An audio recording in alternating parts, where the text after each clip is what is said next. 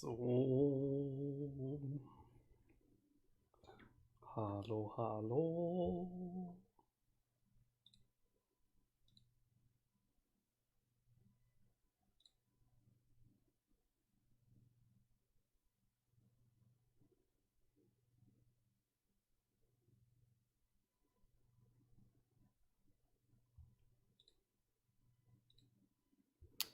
All right.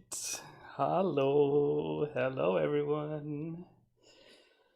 Ah, or should I say beep boop beep bop beep dee-doo, boodle, street, scoot, dee-dong, dee-dong, street, street, whoop.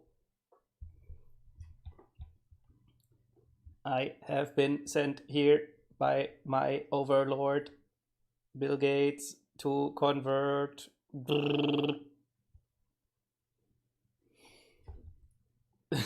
No, hi everyone. I am back finally after 1 week, which felt like 10 years. Honestly, it is every time. It's quite amazing to me how integral of of a activity streaming has become for me. And man, it's like going even 7 days without streaming is fucking is torture, man. uh, so you better believe me, if I ever let a stream like ausfallen, yeah, if a stream doesn't happen, you better believe that there's a very good reason for it. And the reason for the stream on Friday not happening was me literally feeling my entire body being fucking dissolved by the vaccine nanomachines that have been injected into me. And I've been like reprogrammed on a genetic level, which is not even wrong, right? Remember, it's not even factually wrong. I have been reprogrammed on a genetic level, and it has in Germany there's a saying: if you feel like if you feel completely fucked, it's Germans say, I feel like a towel that has been like, where you take a wet towel and then you do like this and then the water comes out. This is this is what you feel like. Okay, I felt like that. And then heat wave and baby, it was all a little too much. I am very sorry. But anyway, now I'm back, and I the conversion has concluded. I am now fully cyborged, fully 5G'd, and we can go back to streaming. So, Stefan Jazovic, congratulations. Hallo, you win. And then Hashmalim, du, genau du. How do you like your birthday present? Bro, what do you mean, how do I like it? It's literally non existent until next year. So, but of course, I love it. By the way, Gigaflex from Hashmalim, he had, for some reason, he was too intelligent to just buy one copy of Elden Ring, so he bought two. And then we had a deal, and I got Elden Ring for special conditions. So Hashmalim, danke Bruder. Anyway, Bernardo, good day or good morning. If you are us, right? And in the us, it's probably still, depending on which part. Yeah, it's probably still morning. Rick, 你好，文涛，哎呦，你好，大家好。AJ, hey man, AJ, it's always a treat to have you be part of the public viewings of the Euro Cup games, because you seem to be just as much into it as I am, and it's good to always have you there. Can't wait for the next one. Maybe tonight. It's it hurt that I wasn't able to stream the Germany game, but my daughter said no in her language, which translates into "Wah!" And it couldn't be done. Then Rick, Andy plays Eternal. Yeah, dude, check this out. This is like my fourth most played game on Steam. It's almost 300 hours. I love that game. Before Magic Arena came out, I think this was by far the best digital card game on the market. Now, of course, I think Magic is a little better, but still, I think Eternal is top tier. Like it's Magic and then a smidgen of distance and then Eternal. Like both games are they're really good. Can only if you're looking for a digital card game, I can only recommend this one. It's really really nice. SKR, hello, my favorite wet towel. How are you doing? Yeah, I'm glad that I'm your favorite wet towel. I'm currently no longer wet though. I'm still feeling a little bit towely, but not as wet and not as. All right, Potflower. Hello, Andy. Just popping in today. Can't stay for the stream. Good recovery from the nano machines. What's left of it, and a good stream. Thank you so much. Danke, mein Freund. Richtiger Ehrenmann, Alter. Sunshine Rider X, what's up?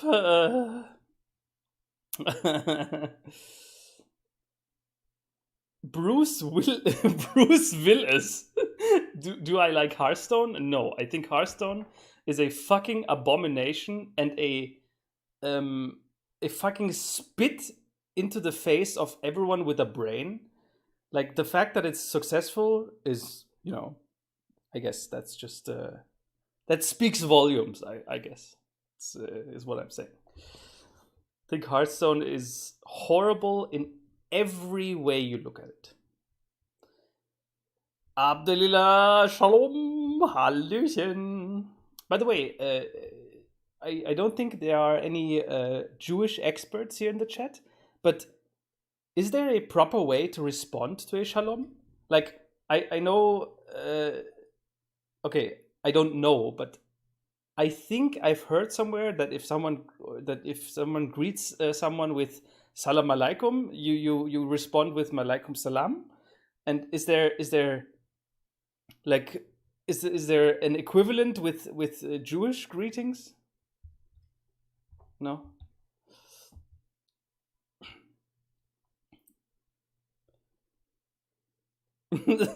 Okay, maybe that was a little harsh, but I stand by it. I think Hearthstone is absolutely horrible. It does all the wrong things a game could do. And okay, I'm just being a little harsh because I'm frustrated that it's successful, but then again, what do I care, right? It doesn't really doesn't matter. If you like Hearthstone, then you like Hearthstone. Yeah, this is it's all good. It's all good. Okay, so what's the plan for today? Of course, the legend of the Drangleic with Monstrosity origins will continue. But in recent days, I've been playing a lot of Curse of the Dead Gods. A lot in a sense that, a lot meaning as much as I can, which isn't much. And I thought we could do a little Till I Die of Curse of the Dead Gods. Then you can kind of see the game a little bit, maybe try it, because I think it's quite a good game. It's a little, I would say it's a little too easy, but still, it's very, very fun. And so what do you think, chat? Would you be in for one Till I Die of Curse of the Dead Gods? Should be about, I don't know, 20-30 minutes.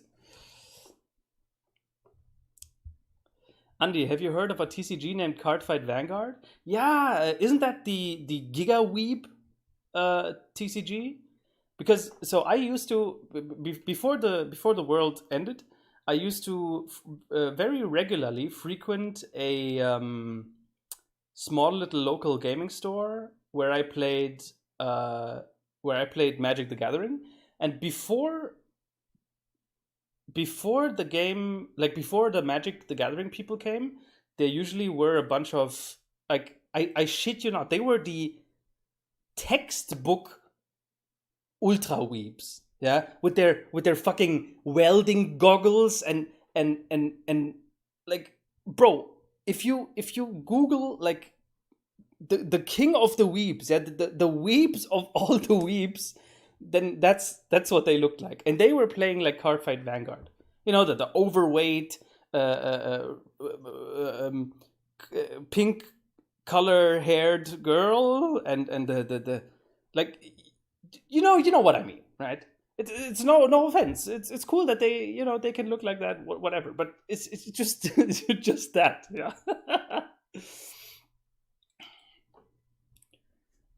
Andi da Bau. Was?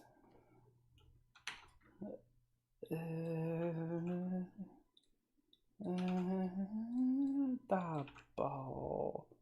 Baobei. Ah, yeah. Wait, what? Did you call me a baby?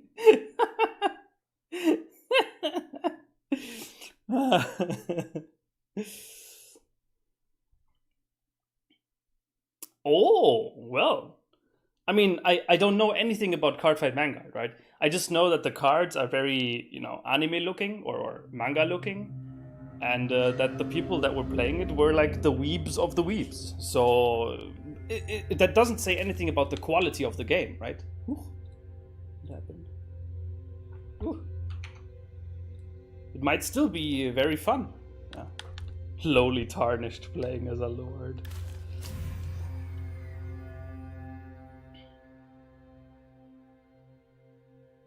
So Bruce Willis, personally, I think Magic is by far the best game, but it's also a lot more expensive.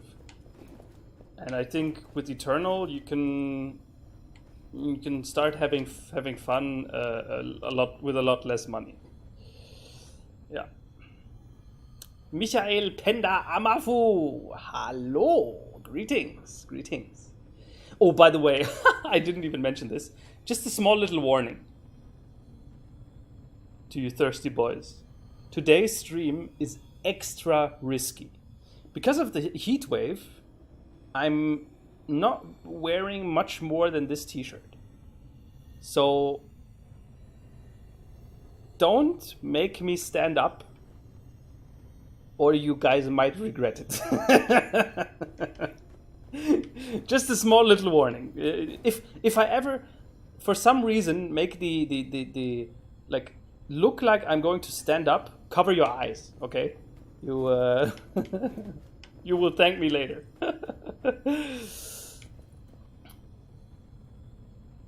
Andy, Chinese skills are deteriorating. The 5G should have improved it. Our experiment has been a failure. Dude, my Chinese sucks. Especially the reading. It's horrible. Okay, so what do we use? Claw? No. Whip? Ha! Bro. So this whip, 15 damage per missing point of stamina. Offhand combos do critical damage. Lightning attacks. It's too bad I can't re-roll this. Let's still.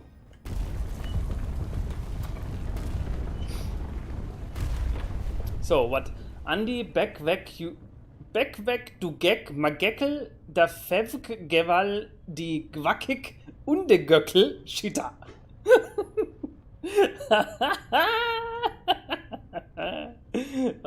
I cannot go another stream without Hashmalim's stroke language.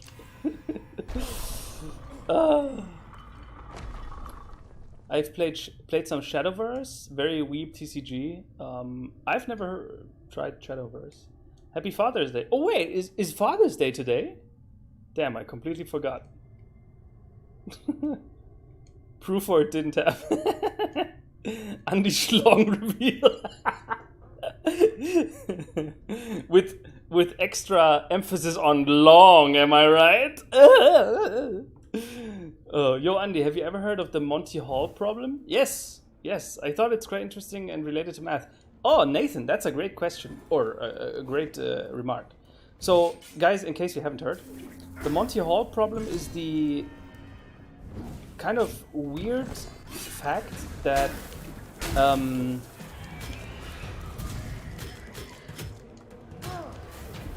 so maybe you've heard of there's this game show where you have like I don't know how the game show works exactly, but there's like 3 gates, and behind one of them is the prize, and behind 2 of them is like a zonk. And I don't know how the game show works exactly, but there's like a mechanic where the candidate can then choose a gate, and then the host opens one of the other two gates that is definitely wrong. And then the candidate has the option to switch gates or not. And the weird part about this is that it's actually mathematically correct to switch the gate. Okay, I don't know if I've explained this correctly. Wait. Okay, I sorry. Really quick science segment.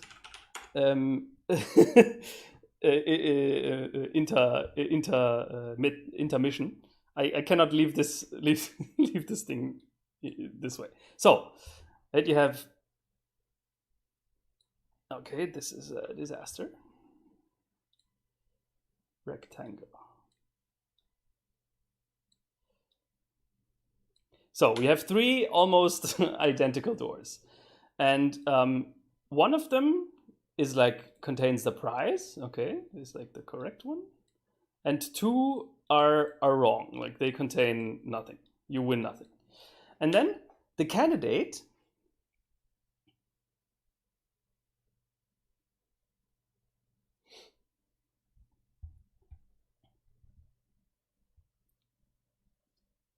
So, and then the candidate, for at some point during the show, the candidate can choose one of these doors. He doesn't know which one is which, right? They look all identical.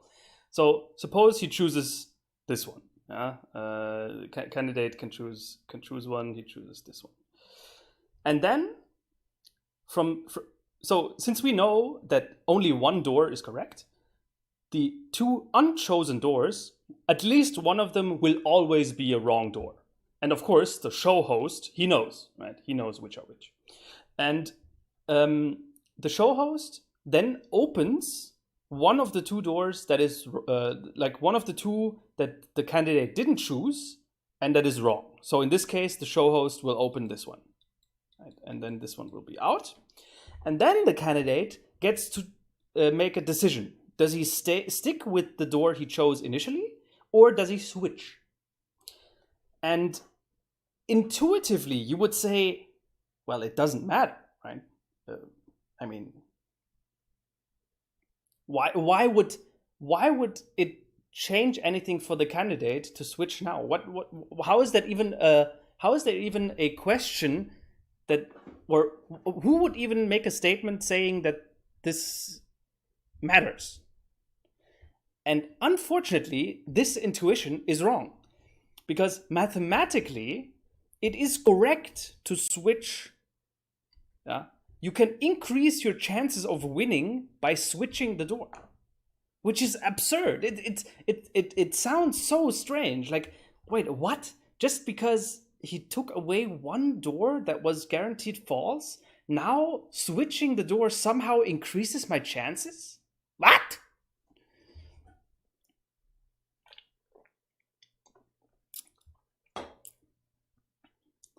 But it's true.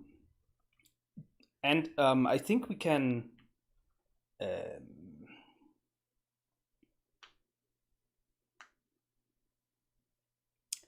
I'm trying to find a quick way to visualize it or to explain it.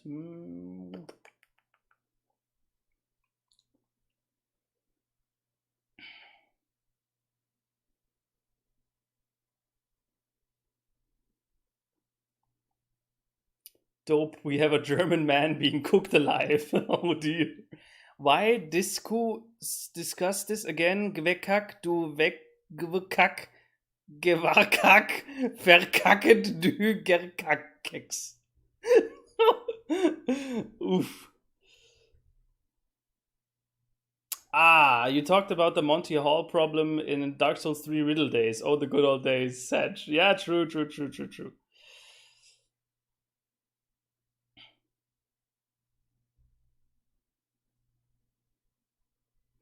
Okay, I think Stefan Jasowicz made a good point here. So let's just go through a few cases. Suppose it's this case. You choose wrong, right? Here's his point. If you choose the wrong door in the beginning, right? With a chance of 2 out of 3, you choose the wrong door in the beginning. And if you choose the wrong door, switching will always make you win, right? If you choose the wrong door, the remaining door will always be the correct one. So if you switch after choosing the wrong door, you will always win. Yeah. So we have 2 out of 3 chance to choose the wrong door. And if you switch, you win. If you 2 out of 3 choose the wrong door and you don't switch, you lose.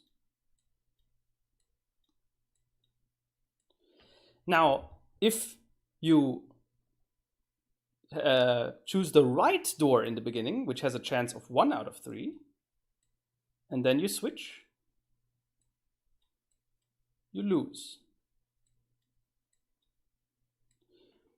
And if you choose the right door with 1 out of 3 chance and you don't switch, you win. So here's the thing. You see, if you don't switch, you have a 2 out of 3 chance to lose and a 1 out of 3 chance to win. And if you do switch, you have a 2 out of 3 chance to win and a 1 out of 3 chance to lose. Here we go. Stefan, excellent way to describe it. Yeah? Because these are all the cases that are possible. And switching has 2 out of 3 win and 1 out of 3 lose. And not switching has 2 out of 3 lose and 1 out of 3 win. Oops, I misspelled lose. LOL! Embarrassing! Loser.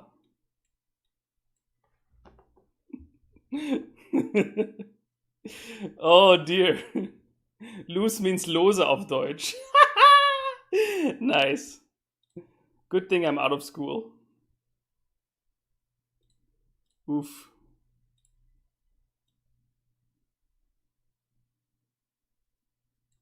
Okay, let's pretend I didn't do that.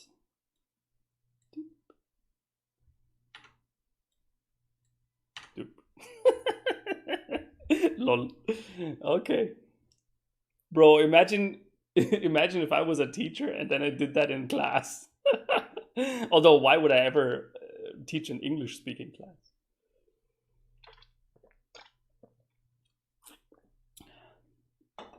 Exactly. You can even make this 10,000 times more pronounced and intuitive if you extend this problem, like Natam said, to 100 doors, right?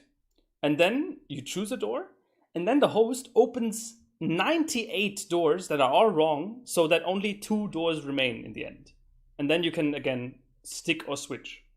Then it's, of course, like you of course realize, wait, if I don't switch, then I must have chosen the one correct door out of 100. But if I switch now, I have a 50-50 chance. So, of course, switching makes sense. Yeah. And that's the Monty Hall problem.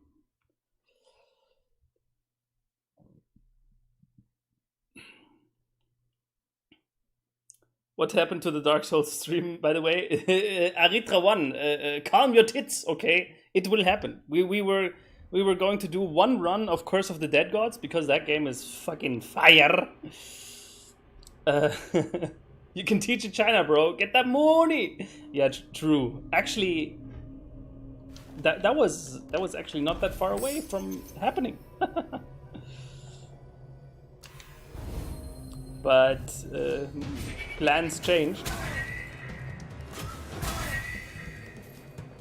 In case you're wondering why I'm using this very inefficient combo, I have a relic that gives me increased critical damage, and the combo always critically hits. So now let's make this a challenge run. I'm not allowed to use anything other than whips. I mean, it's the antimatter stream, right? So whips or bust.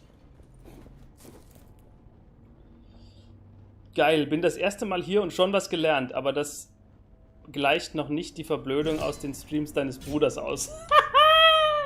Oh, poor Anton is being bullied.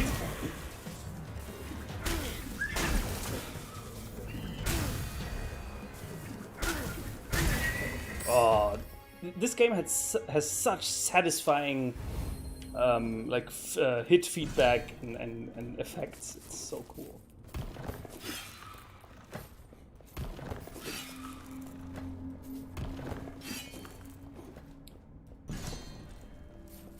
Also, the graphic style of this game.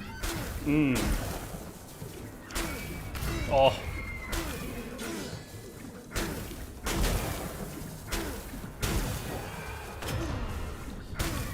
The one thing that I'm a little bit frustrated by is parrying in this game is very rewarding, but the timings are really, really hard. Like, it's for no reason at all. This game is so brutal and merciless when it comes to parry timings. Here, I hit one there, but it's definitely single-digit frames.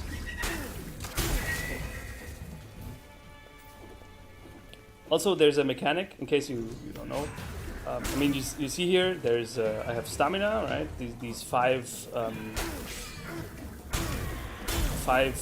markers below my character, and attacking uses up stamina and so on. So dodging uses stamina, attacking with the whip, and so on and so forth. And also there's this darkness mechanic. So you see the marker in the center of the screen on the bottom. Let me quickly make myself a little smaller. I know I am beautiful, but this is maybe a little too much. Okay. So there's this marker in the bottom of the screen, and while I'm in the light, it's yellow, and I'm okay. Now, if I switch to a weapon, meaning I don't have the torch equipped, the icon switches to this purple-red thing, and I take 50% more damage. However, there are many opportunities in the game, or many items that have bonuses while you're in the darkness. So it's always like a trade-off. Do you accept the additional risk? Also, many enemies attempt to extinguish the light. Oh, what? What did I... Bro, I misclicked. Fucking Scheiß.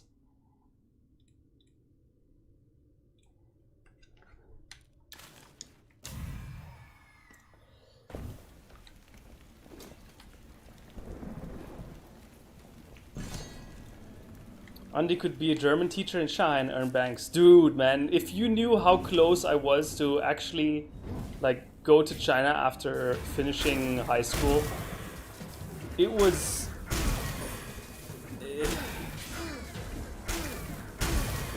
my life could have gone in such a different direction back then. But, yeah, you know. You need to learn French, but Andy's stream is greater than French. Well... first of all, indeed, that is a correct statement. And second of all, thank you very much. And third of all, I thought you were Luxembourgian. Don't you guys all speak French? Why do you need to learn it? Or you mean, oh, no, I realize now. You mean like for school. Right?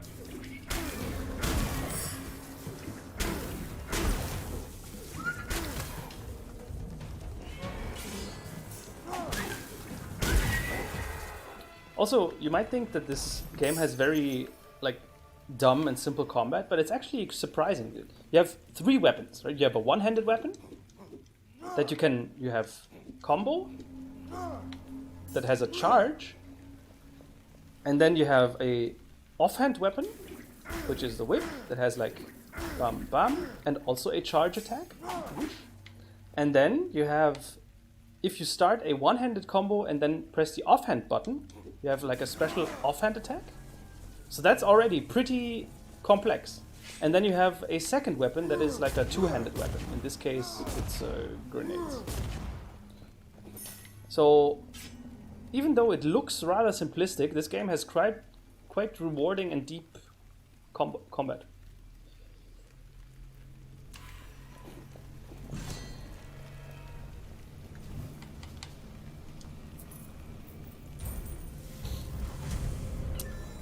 Teaching in China probably ain't a good idea, since you say something bad about China even slightly, you will disappear. I mean, love the great free People's Republic of Freedom in China.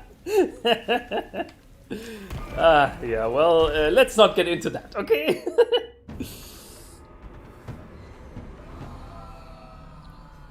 My experience with Germans who speak French tell me there is a good chance my French is better than Andy's. Bro, that's not even a question. Like, bien sûr. Yeah.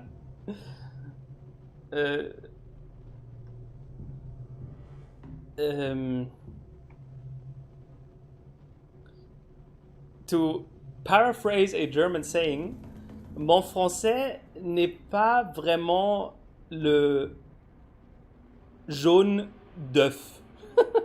It's not the yellow from the egg.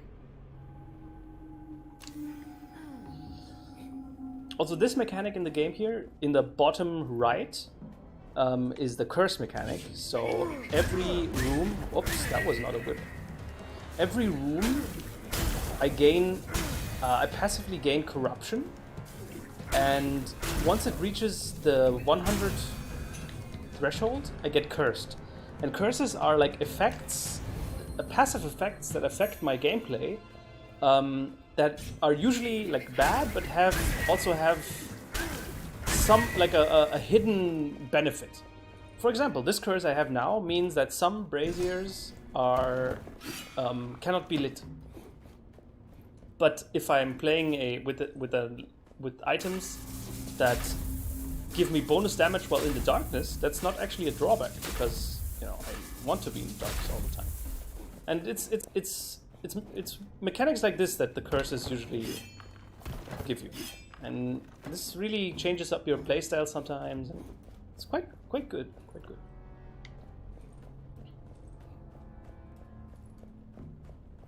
Bro, Rick, fuck off, man. No, living in China is cool and all, but there's just some unnecessary hurdles. It's no big deal. Of course, you can access your Western internet in China too, but it's like, yo, is it really necessary to have like be forced to use a VPN? Can't we all just agree that free internet is better internet? Bro.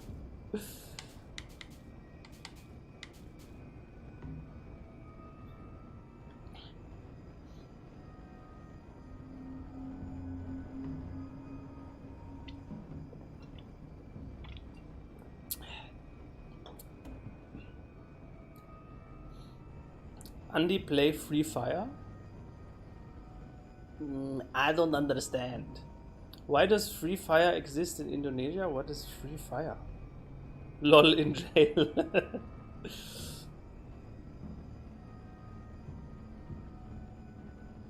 It did not happen because you met your wife? Pretty much. Like, not exclusively, but that was a big reason, yeah. These all suck.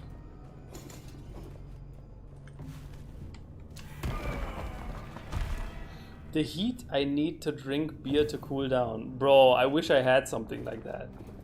But I'm already fat enough as it is. Can't drink any more beer. It's like Hades. Oh, okay.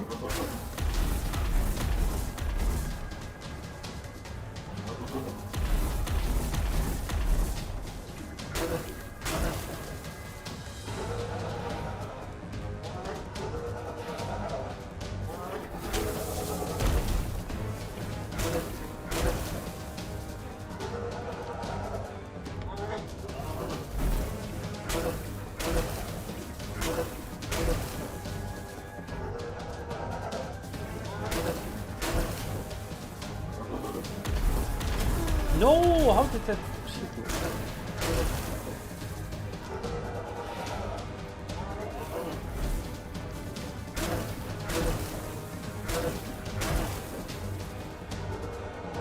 Oh.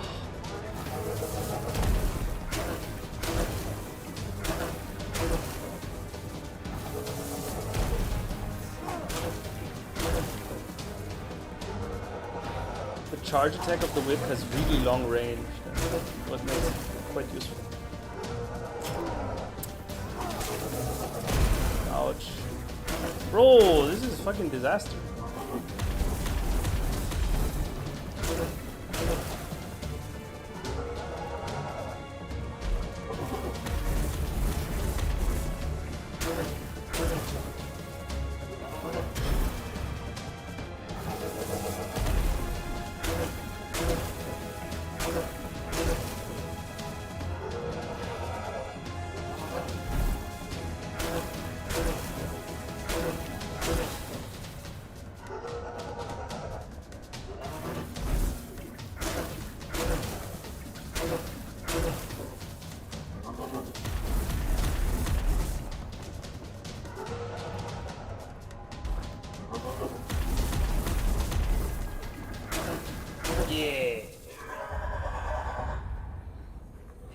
It is like Hades. Oh, so it's a free fire, you could say. It's like a roguelike or roguelite or don't hit me with that gaming lingo. I'm too boomer to know it. Each creature restores 1% of health. Yeah. Oh. What offering cost?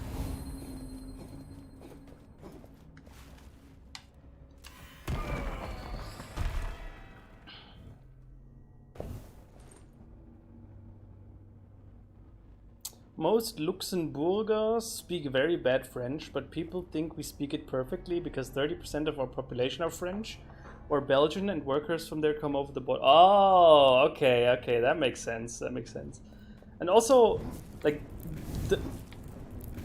I don't know if it's the same for other people, but for me at least, the quintessential Luxembourgian person, or the archetype of the Luxembourgian, is Jean-Claude Juncker. And bro, he spoke like, you know, at least in my ears, he spoke pretty good French, right? Le grand dictateur. And so yeah, that's why I believe all Luxembourgians spoke perfect French.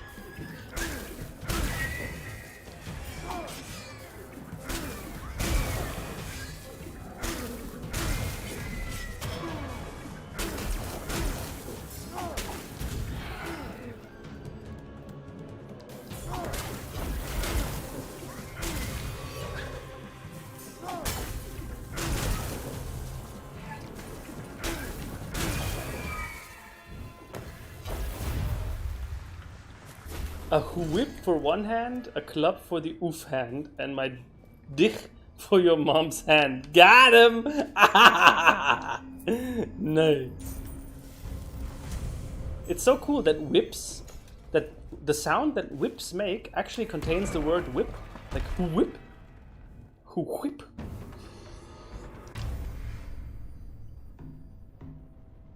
Ooh.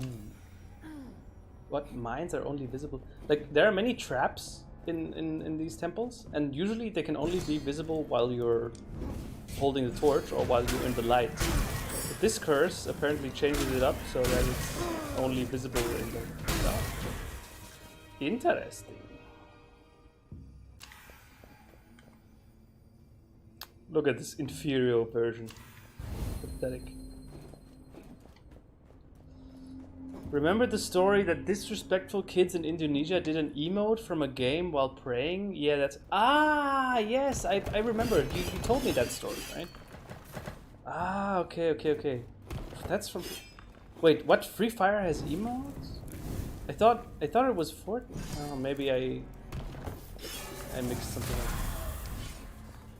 Ooh, now the mines are darkness only. Oh.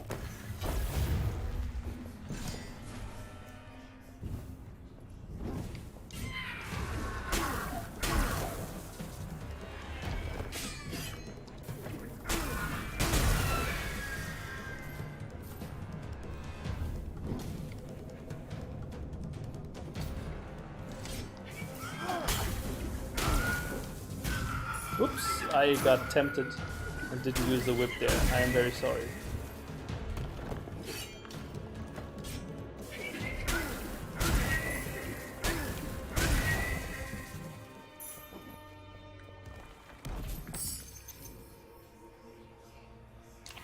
Gotta pick up some healing I mean, I'm already at half HP. That's not very good. That one little mini boss fight there, that was a total disaster. I lost so much health. But it's until I die, right?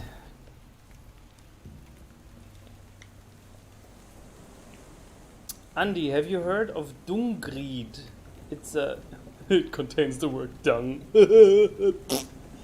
It's a pixel art roguelike 2D platform game, and it's very good and only $10. Okay.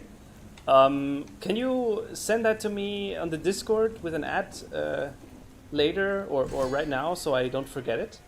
Because I'll gladly look into it. It's you know, these types of games like Hades, like Curse of the Dead Gods, like Dead Cells. This is really like this is a genre that really works for me. So Golden Omega 10. Ni hao. Hello. This boss is hard.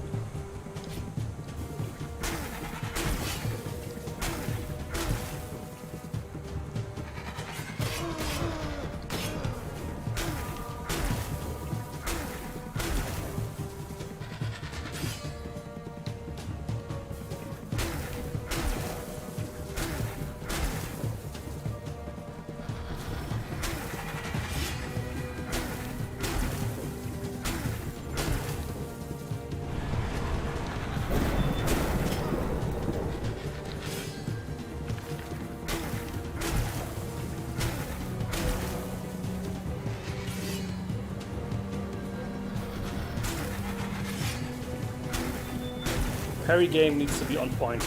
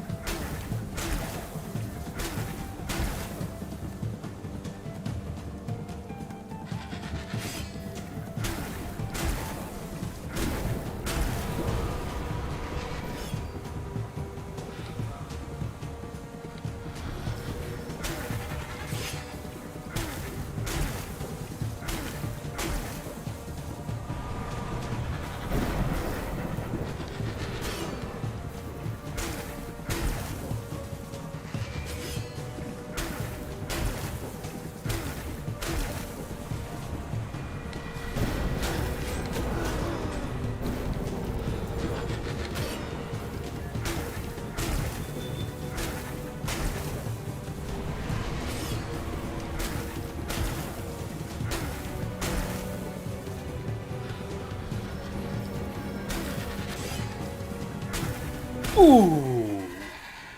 Woo. Have you ever played a little game known as Hugo? Bro, I grew up in Germany. What do you think? But it never really worked for me. Like, I saw that the game was existed, but I don't know. It's just a little too simplistic for me. Since we're exclusively using whips, I will not pick up these weapons, even though they were pretty good.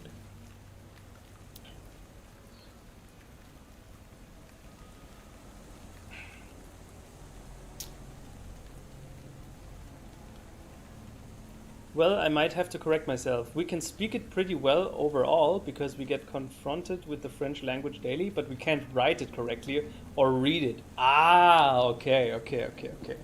Understand.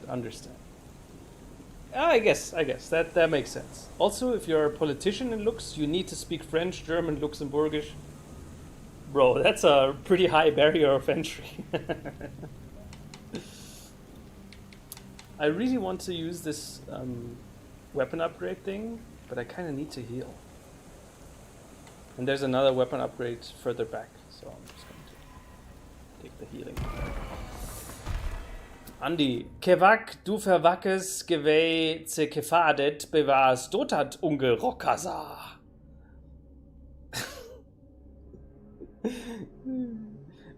I just realized if someone could make a compilation that is like me announcing to everyone, "Yo, guys, I've just been vaccinated," and then following this statement, add like all the times where I read Hashmalim's brain damage messages out loud.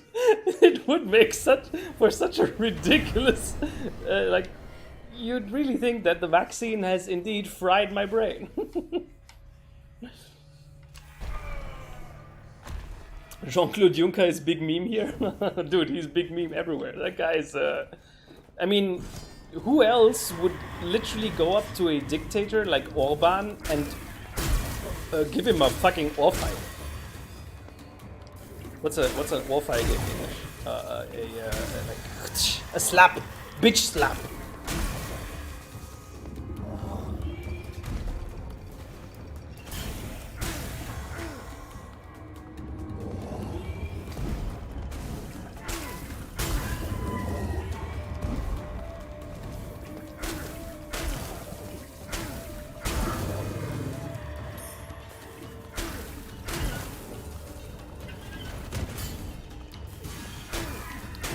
Enemies with the red eyes are elite enemies, by the way.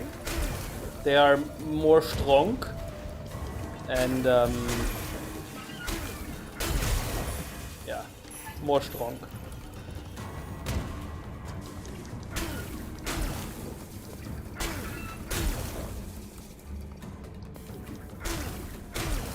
And more HP.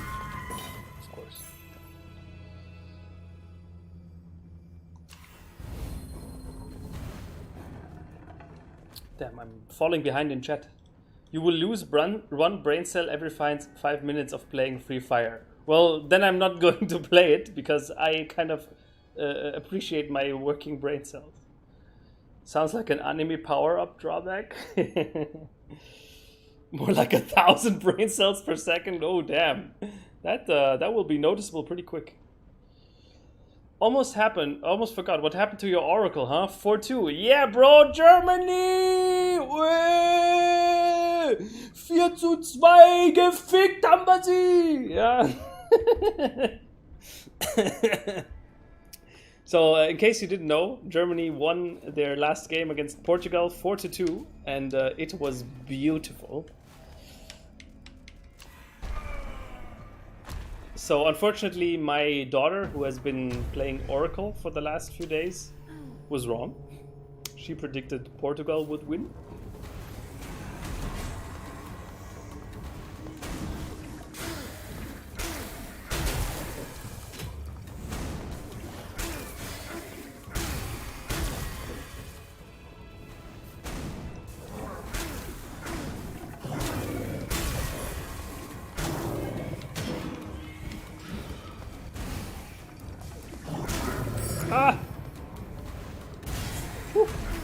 Get out of here. She predicted Portugal would win, and that was obviously wrong. So, oops.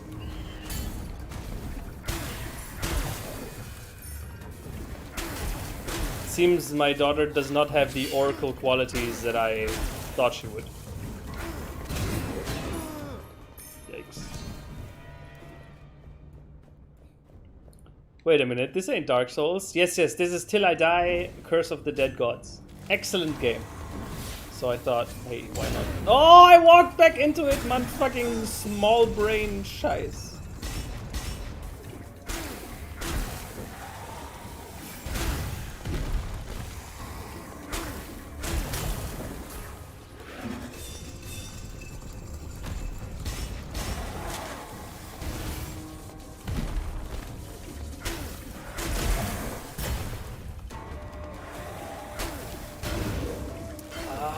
This is not correct, man, Andy. You gotta play it correct.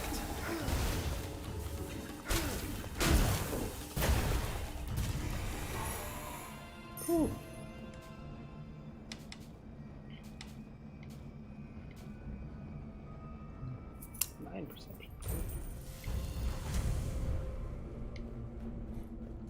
Dark Souls 2 looks crazy, dude. I mean, dude, it's Dark Souls 2 is full of secrets, and There's one secret in Dark Souls 2 where it actually has responsive combat and isn't janky.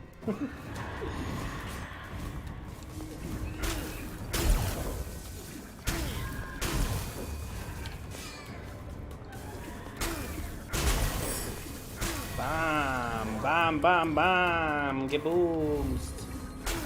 Ah, bam.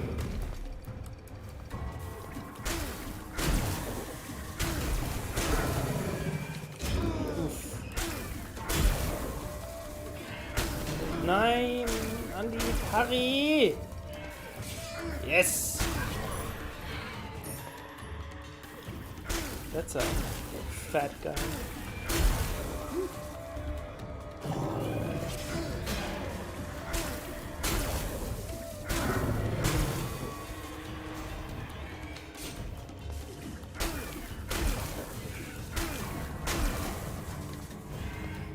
Hey, I didn't see that.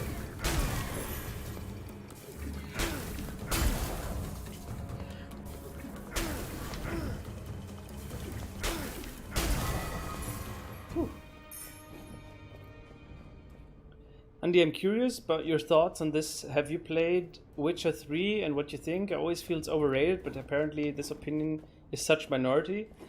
Well, so very courageous of you to ask me about a game like Witcher. I have absolutely zero interest in The Witcher at all. Like, The Witcher is a game that has done everything in its power to make me not be interested in it. This, again, before you trigger kids or start writing, this says nothing about the quality of the game, okay? I'm just saying, neither the setting, nor the gameplay, nor anything else happening in this game is something that I would be interested in. So I cannot say if it's overrated because it literally doesn't exist for me. Like, yeah? I am an atom that has a band gap that is so different from the wavelengths radiated by The Witcher that we literally just pass through each other. You will speak brain damage language, or as I call it, bwegage. One day. True, Hush. I hope so. Hearing someone speak German just sounds like demonic incantations. Lemau. Was laberst du denn für eine Scheiße, du kleiner Wurm? Nah, Latin is demonic incantations, yeah. Alright, Dishtin, take care. Be a good étudiant. Speaking of learning language for school, I have to prepare for my Dutch exam. Well, Rick, good luck. Good luck. Yo, why is my torch like this? This isn't Dark Souls. No, it is. It is, yes, it is. It is the non-janky version of Dark Souls.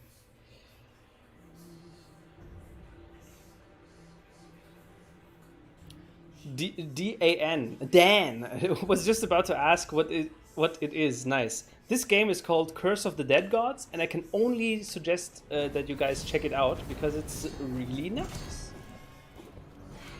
What happened to my torch? Why? Oh, I think that's one of the curses.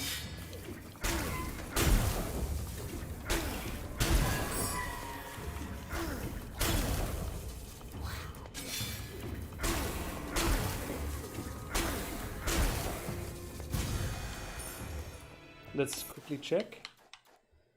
Torch of Sorrow. Your torch loses its fire and lighting properties. It shines with a dark light, still revealing hidden traps. You no longer take extra damage when standing in darkness. Oh, damn! That's actually really nice.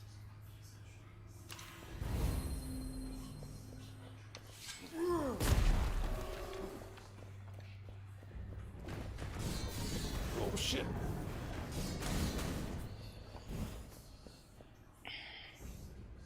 What is this, Ranton stream? Oh, is Anton playing that game too? Ah, yeah, Abdelila, you mentioned, right? You mentioned that Anton is simping giga hard for this game. It's kind of funny, though. But, you know, it's cool. It's cool. glad Anton and I have the same taste here.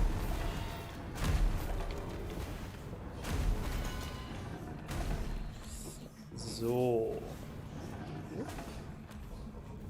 Wait, what? You want to play Sekiro, but I'm keeping you from it? Oh, Abdelila, das tut mir aber so leid.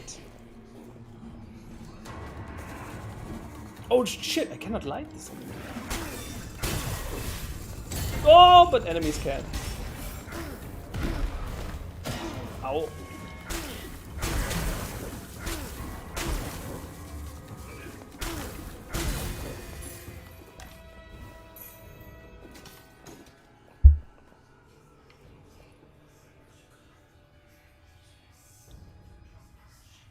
See her nut arms gender fluid. What? Gender fluid bisexual shadow. Interesting thing to identify as, but hey, I'm not judging. Andy, could you stand up? I want to see what beautiful t-shirt you're wearing. Ha! Nice try, you little bitch.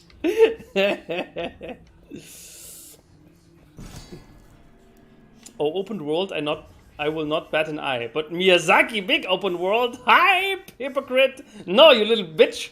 I explained it thoroughly, okay? If you still don't get it, I have no hope for you. Base damage. Man, I'm only finding shit relics this round. But the power of the whip carries me through. Miyazaki is master. Dude, Miyazaki is literally the god of gaming. He is what Bojima would like to be. Yeah.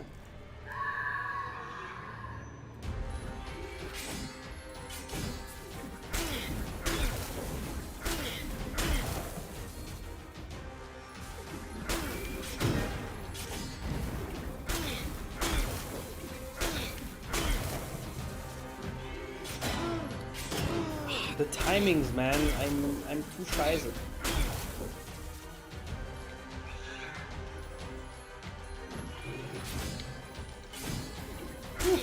Oh. Oh.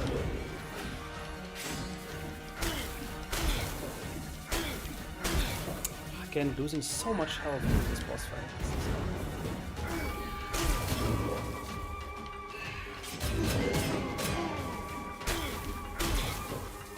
Probably better just to dodge this guy.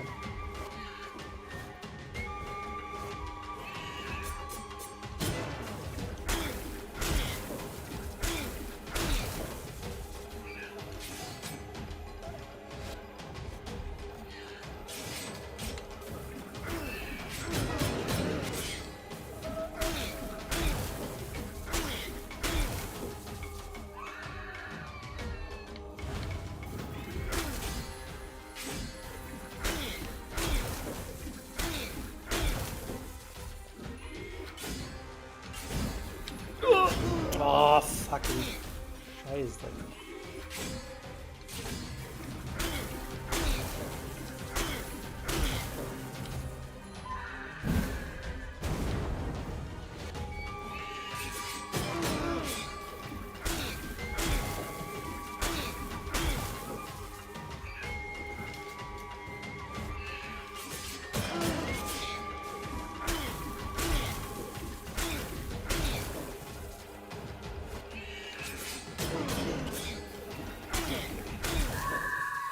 Very not clean.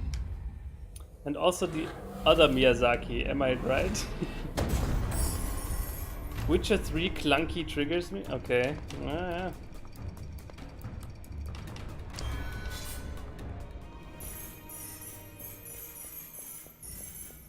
Like, I know nothing about The Witcher. Oh, what the fuck? Cataclysm, Tamok's Fury, second whip? Bro, I've never had that one before. Fire attacks, hits on characters have a 50% to summon a fire jewel. Plus 30% base damage per other cursed weapon. 25% damage taken. Bro, that's exactly what I want.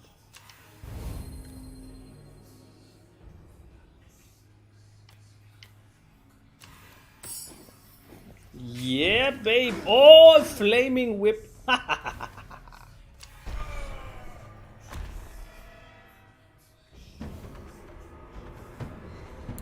My brother loves the game a lot and always mentions it. Oh, that's interesting.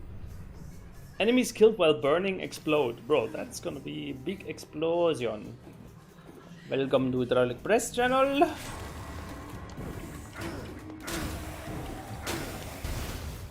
Boom! Explosion. Oh! Oh, bro, this. What is this game turning into? Ah! Everything is just fucking exploding. I love it.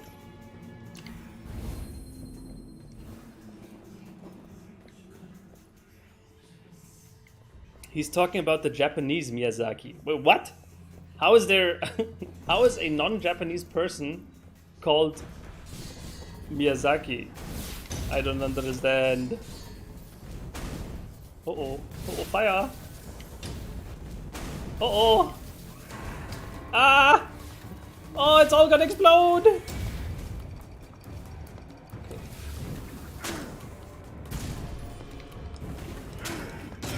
9. Ah!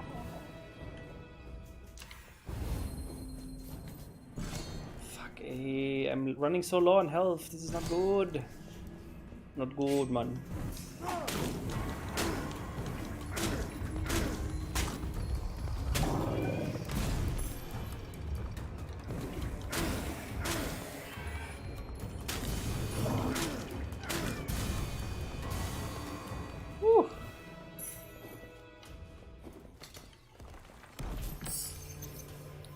Base damage per gold carried. Yeah, actually, that might be useful.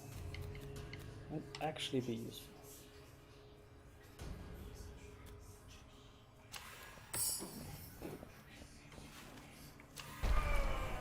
Whew. Both are Japanese. My bad. He's talking about the Spirited Away anime Miyazaki. No. I'm talking. Well, okay, there's apparently, I didn't notice this, but there's the Studio Ghibli, you know, and there's the Dark Souls. Actually, yeah, they have the same last name. Well, how did I never notice? Yeah, but both are like the gods of their craft. In before big plot twist that they're both the same person. If you parry this boss a lot, you get his weapon. Oh, actually, I didn't know. Damn, Brabador with the encyclopedia knowledge once again. I didn't know that, actually. Seems like a happy accident. I just got all the free 2-color starter decks in MTG, and now I'm lost. Well, the 2-color starter decks are mainly there to show you like the general direction you can take these 2-color combinations. Because in Magic, every color has like their identity, has their style, their play style, and you can combine them to sort of, you know, create a deck that's really a representation of what you like. And you know, just take a look at those decks, pick one that has a playstyle that you like, and then check other cards that exist that you could potentially add to it. Yeah, that's how it works. Have to leave now. Hope Andy and Chad will have a lovely stream. Ah, Abdelila, hate to see you go, my friend. But okay, I'll allow it.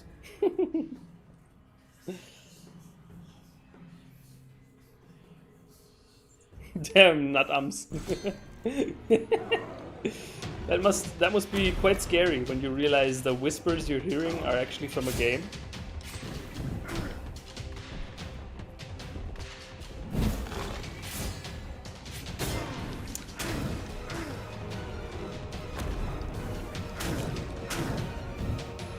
I'm not really a fan of this boss. He has also like some extremely weird parry timings.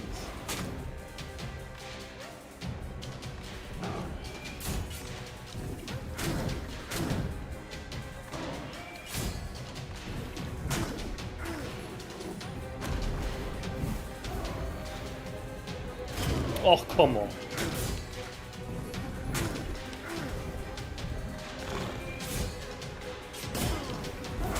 That second attack comes out so late, it's really scary.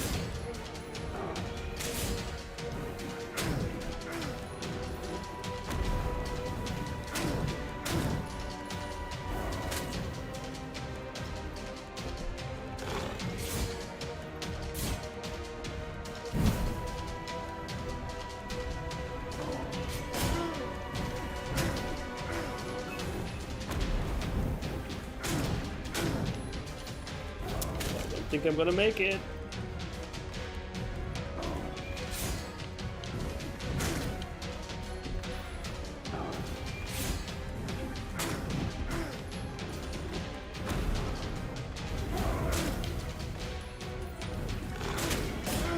Oh, ja klar.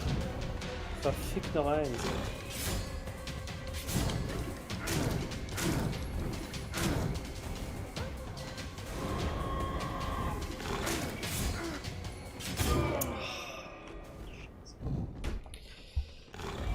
Yikes! What did I say? The game's a little too easy? Oopsie.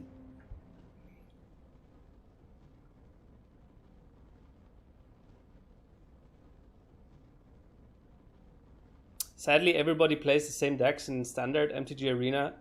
Yeah, somewhat. GG. GG. Okay.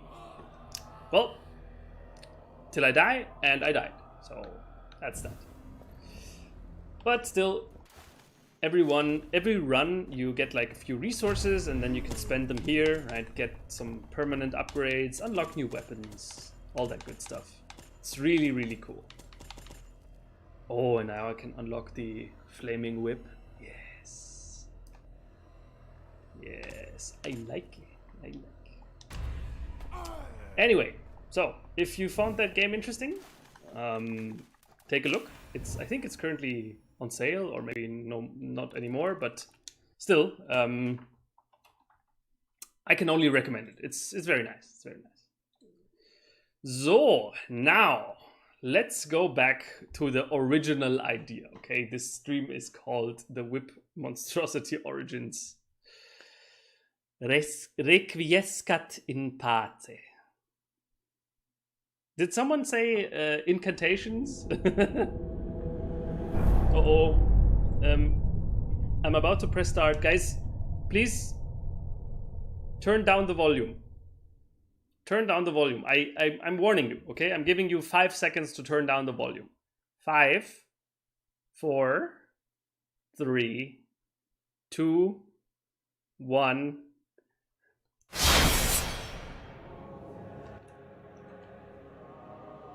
Whew. Also, why does the game do this? Like, why does it suddenly go into windowed mode?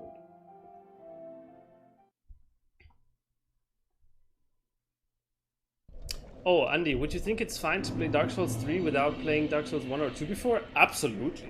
Absolutely. The games have very little in common. Like, story-wise, of course, they work with each other. Yes, of course. Dung pie. But they don't build upon each other. Right? It's wait, why can't I light torch?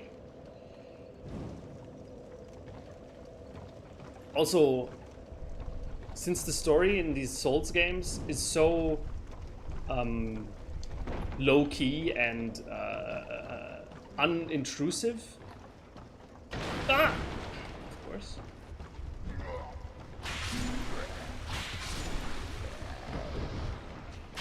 Just had whipping in one game, and now we continue whipping in the next game. You really don't need to worry about anything. Like, to understand the story of Dark Souls, you watch Vati Vidya videos anyway, right? So it doesn't matter if you understand them during the game or not. And that's why I think Dark Souls 3 is the mechanically most polished of them all.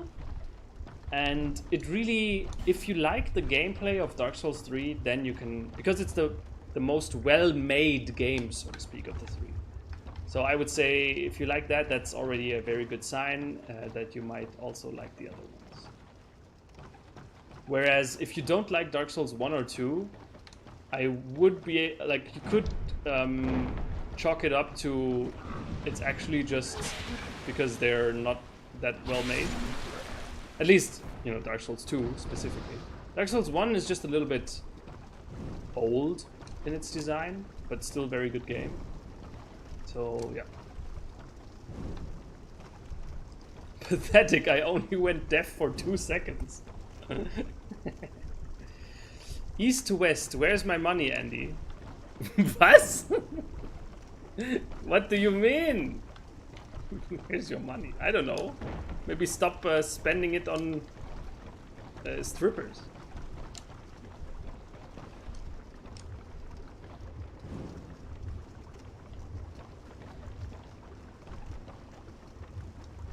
Hurrah for armor.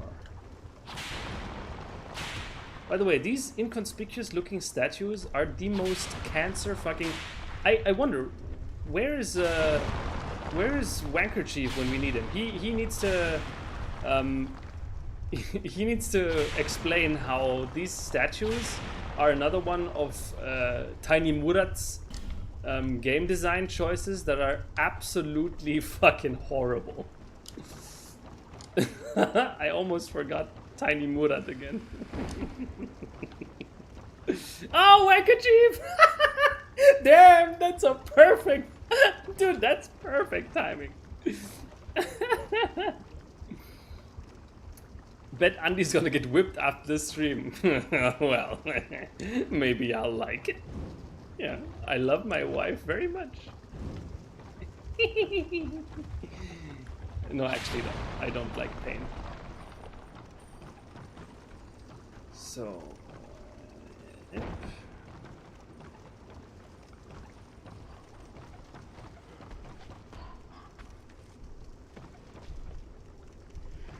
What's with these? Ah! What's with these things? Why do they look so weird?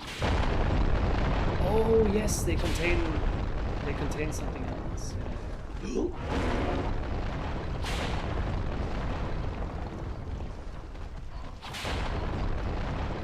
Yo, where the range, man? Oh fuck.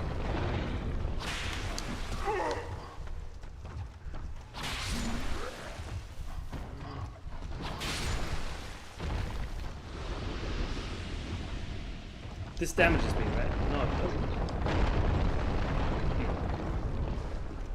I don't quite remember what these things did. Although their sound effect when you break them is kind of dramatic. No, to understand the genius of Japanese Miyazaki, you should start by playing Kingsfield. Bro, fucking Kingsfield, man. Oh, no. It's interesting to see Kingsfield, because at some point this was what gaming was like. But nowadays, no. Kingsfield, no can do, man. No can do.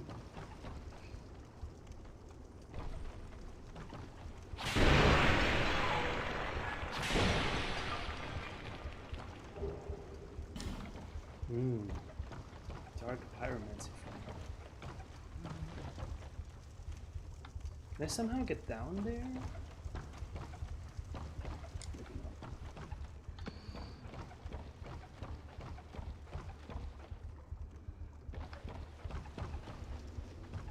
Oh, they break equipment. Ah, okay. So, Wanker Chief, just as I mentioned you, here in this area and in the area after this, the Black Gulch, there are a lot of these small little statues that some of them spit poison and some of them don't. I'm sure you know which ones I mean. So why don't you tell us what you think about this game decision by Tiny Murat? Okay, I'm really mad now. Goodbye. Damn, Hush. Oh no, what happened? I hope you're doing alright. Did someone criticize your language?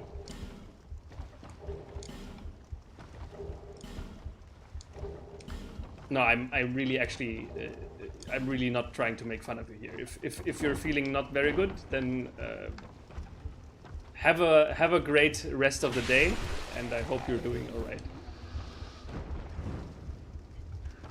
I happened? What? What? How does this make you mad?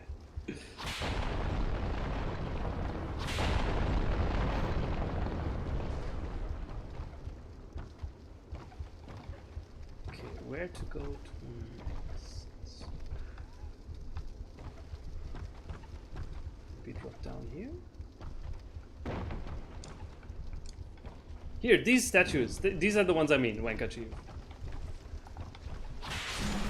And if I go there, they will probably spit poison. Yeah, yeah. You see how they spit poison without an animation, and it just happens. That's just extra Dark Souls 2 jank level. And if you don't know that, like you will, it takes so much time for you to actually figure out that it's coming from these statues. It's so strange. Oh shit. This is the area that bored me the most, or almost quit the playthrough because of that. Whoa, whoa, whoa, whoa, whoa. You almost quit a playthrough because of boredom, not because of rage. I think that's a progress, man. I thought this game was like only you were feeling nothing but hate when playing this game. Oh.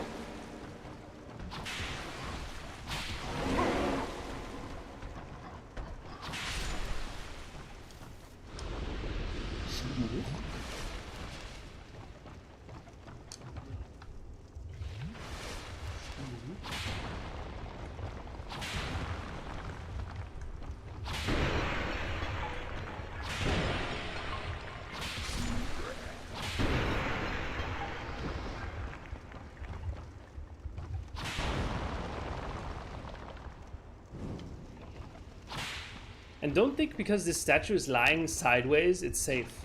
Many of them, they lie sideways and they can still shoot you with their poison. So, yikes.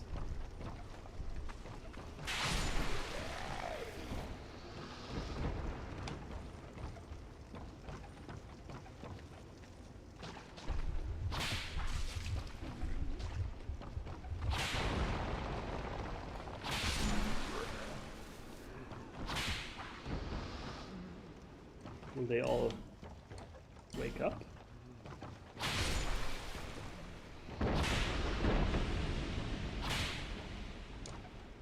Only one.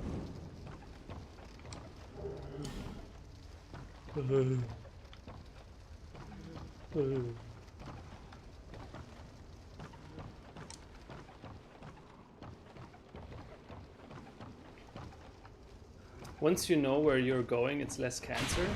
Yeah, that might be true.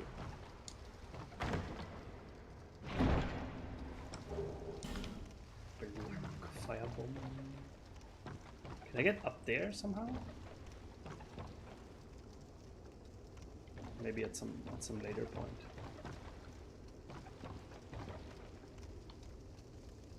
Down there is a fog gate. Yeah, I think I get there at some later point. Actually, this might even be the final like building with all the ladders and stuff like that. So we shall see.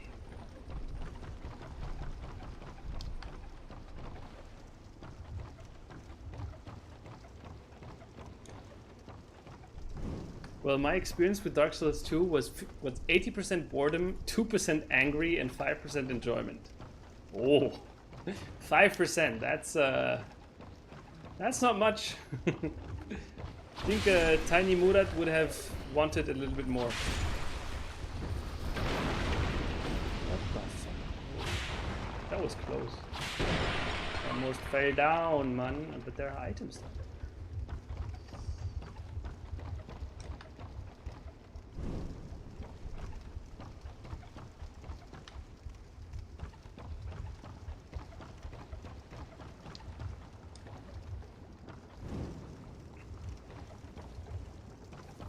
I swear, Andy, I gave my everything and you made me mad. Bro, hush! What are you even talking about? I have no idea!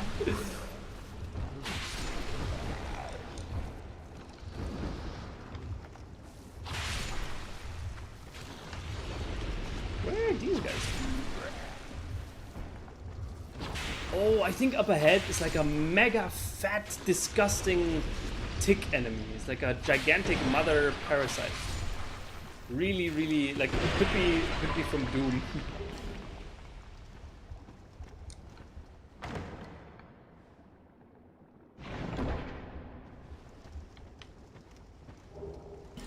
Wicked eye.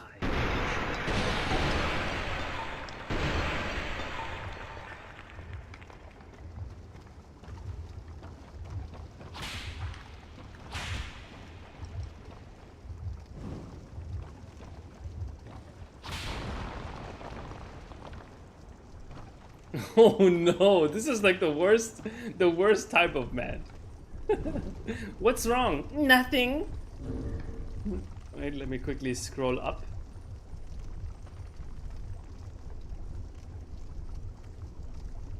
No, nothing there. So I guess I'll just have to take it. Ja.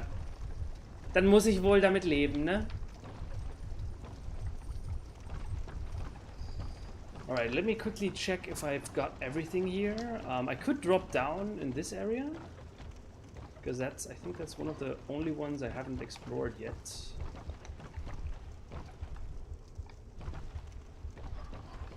Any other place?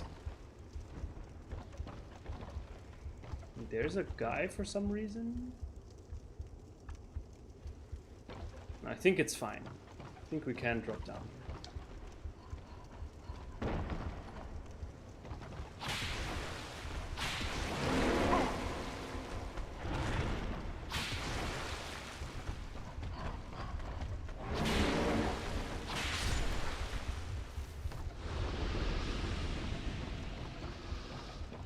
So convenient that the ground only collapses when there's, you know, more ground below it. Thank you, video game physics.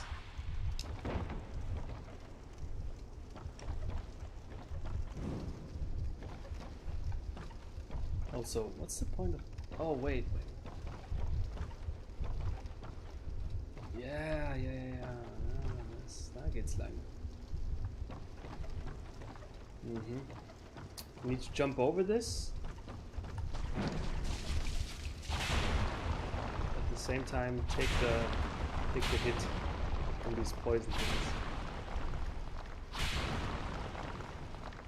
Oh, by the way, I totally forgot to announce. I have an excellent non-gaming segment today prepared, and it is really risky, and it might be one of the key points where my young audience think I'm really too much of a boomer and they cannot bear it anymore and they will leave my stream forever. I realize that I'm taking a huge risk with this non-gaming segment today, and it might alienate some of you forever. It might be that you realize, dude, why am I watching this complete boomer? So stay tuned.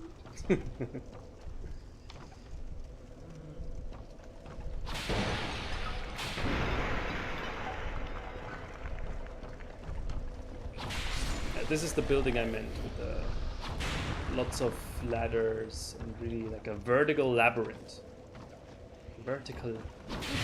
Oh, that did a lot of them. What is it? Give us a teaser. Well, it is.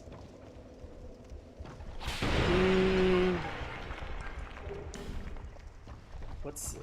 Give us a teaser. What's a good teaser? It is.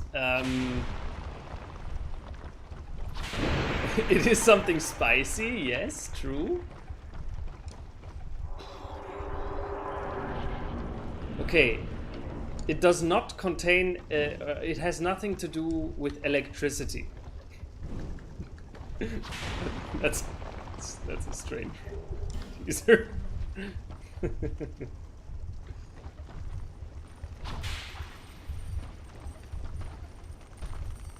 Aren't these the self-destructive boys?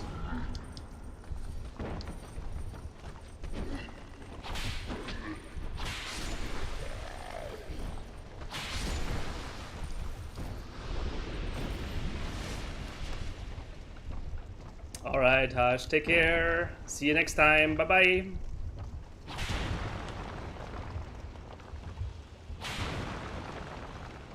And thanks once again for the great present. I will, yeah. Talk to you later. Oh, I think this is the place with the mega giga fat disgusting enemy.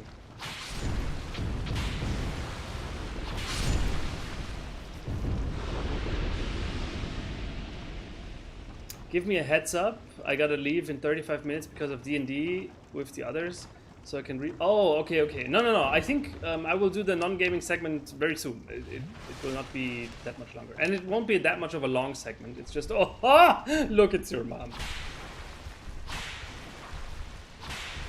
Don't you just want to suck on these little? Oh. Why am I even attacking it? It's not even hostile. Actually, can some encyclopedia Gigabrain tell me what the point of this enemy is? Is it correct to attack it, or is it wrong? Should I leave it be or kill it?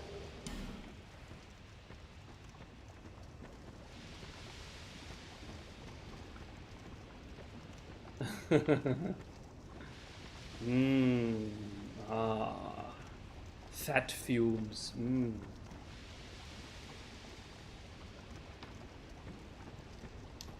Help.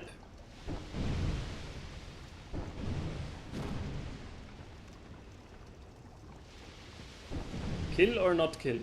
Because I think this one doesn't respawn.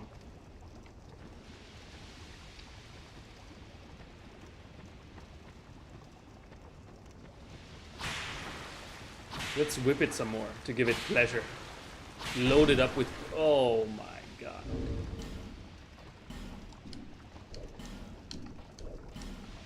Good thing I have a second one.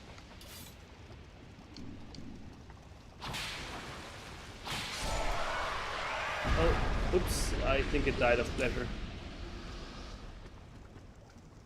Sorry. It doesn't matter. Okay. Well, then everything is fine. Saul Goodman. Just a big fat bug. So, this labyrinth here. There are a few areas with more treasures, I think. But many of them are actually just traps with nothing there. The center one is the correct. Okay, there's one. Okay, I need to go back there.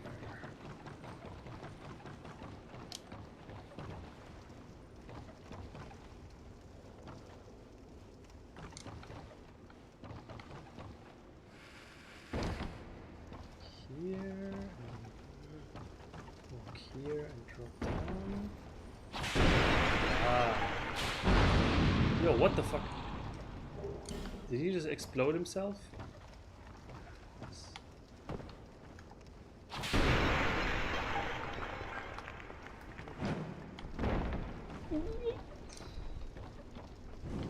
Oh no, there's a...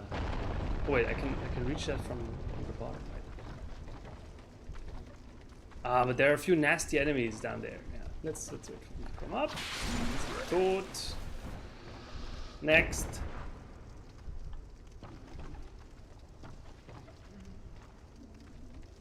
Come up, you twats.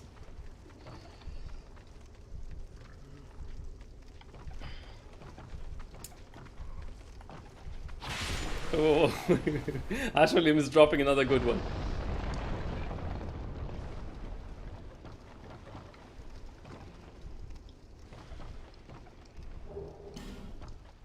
No, I... Oh.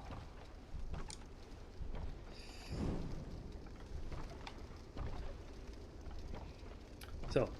Evak de fuck gu kakiwurst gewaerkek gewer keaka verwegaklikki de ver ese faxke zu gewalkes.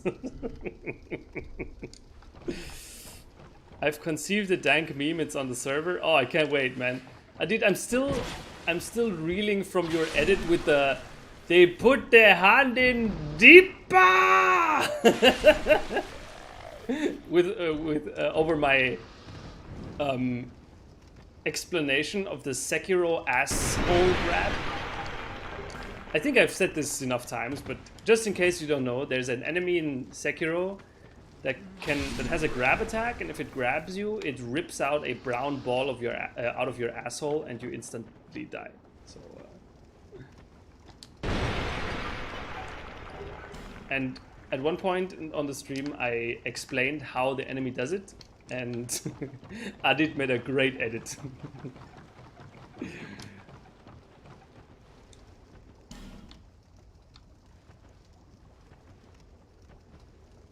This is a normal chest.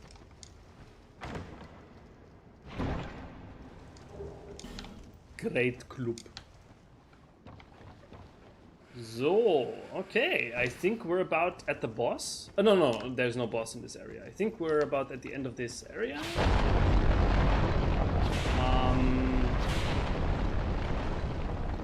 Yeppa!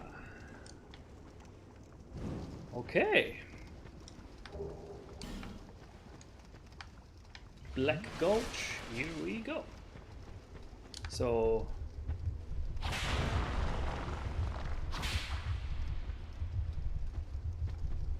the next bonfire, I think I will rest, and then we will go to the non-games.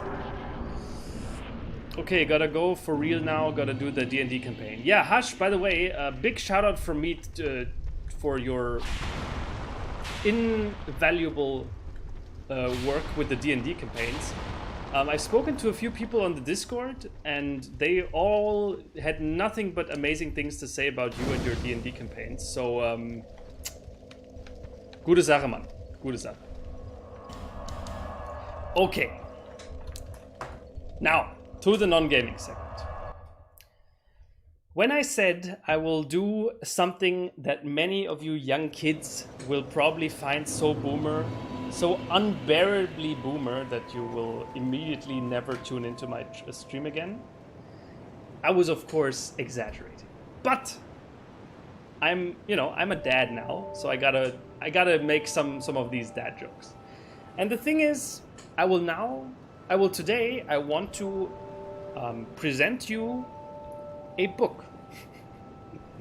A book that I've read recently. Don't ask me how I found it. It just happened, okay? And it's been quite a while since I've devoured a book like this, and since I've found a book this interesting that I will actually want to suggest it to people. Is it philosophy?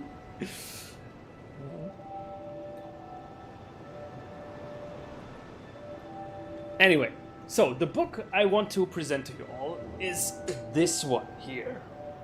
It's called House of Leaves by Drangleic. Okay? And it's a very special book. Like, for one, quite a few pages. But it's a very special book because on many occasions, the text itself, there's a reason for why in some chapters the text is either upside down or only uses part of the page, or towards the end here you got stuff like this, and then there's also, let me check here, towards the end later on. No, it's not here. Here you got like stuff like this, right? Where you see it's intended to show you the progressing madness of someone who's writing this, and you got like entire pages that just completely, like here, zack. Is this here? Like the entire page just says Johnny, Johnny, Johnny. And then you got like this page here where the writing just becomes completely strange. Anyway, so what is this book about? Let me quickly give you a little rundown. Angry. So the narrative of House of Leaves is a little complex.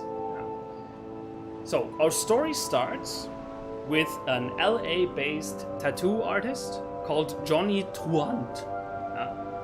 And he's like your average LA guy who's like doing tattooing and fucking girls and doing drugs. Like, that's basically his entire story arc is just fucking, tattooing, and drugs. And at some point, he gets evicted from his apartment and he's looking for a new place to live. And his good friend Lude,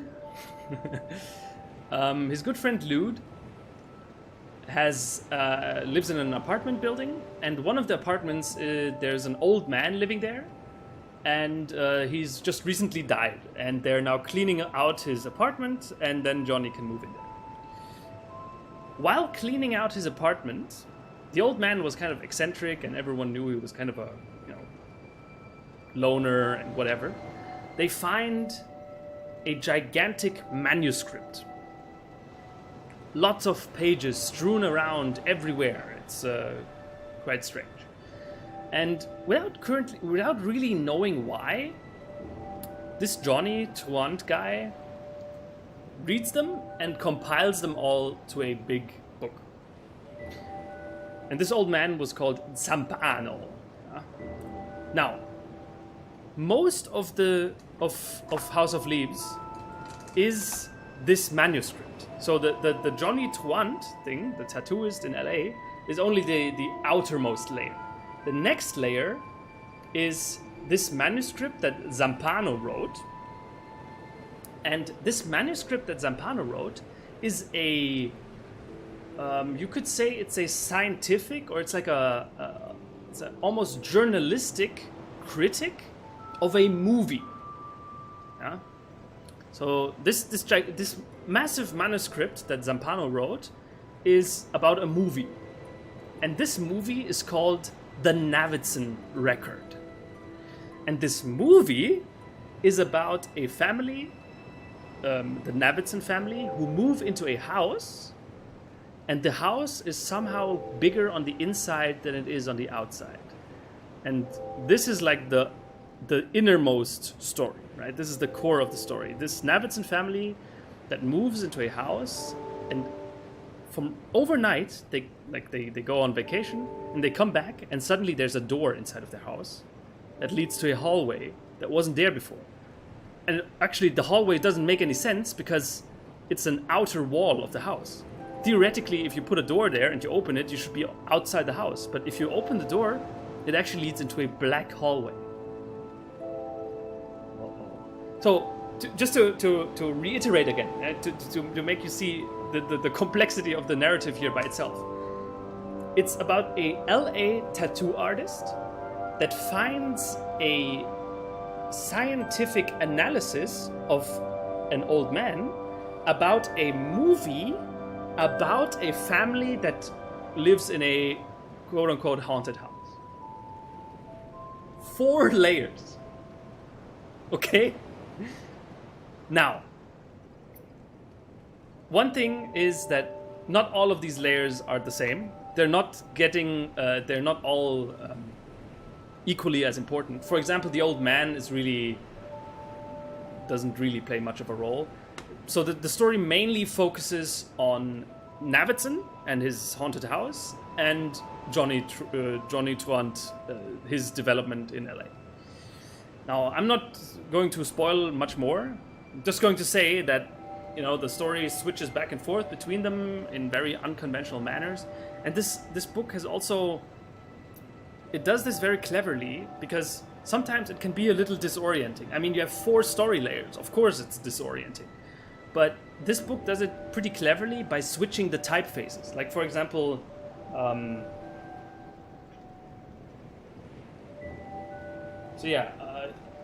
don't know if this is correctly visible. Like, this font is the Johnny font. It's like almost a mechanical font. And then you have your new your standard. Then you have your standard like Times New Roman. Right? This is like when it's about the Navidsons. Also here you can see the strange formatting. So yeah, basically, this book then follows, on one hand, the story of Johnny in LA, who is trying to make sense of this absolutely strange thing that Zampano has written about. Because after doing a little bit of research, Johnny realizes that this film, the Navidson records, and this haunted house, and the Navidson family that lived there, actually they don't exist.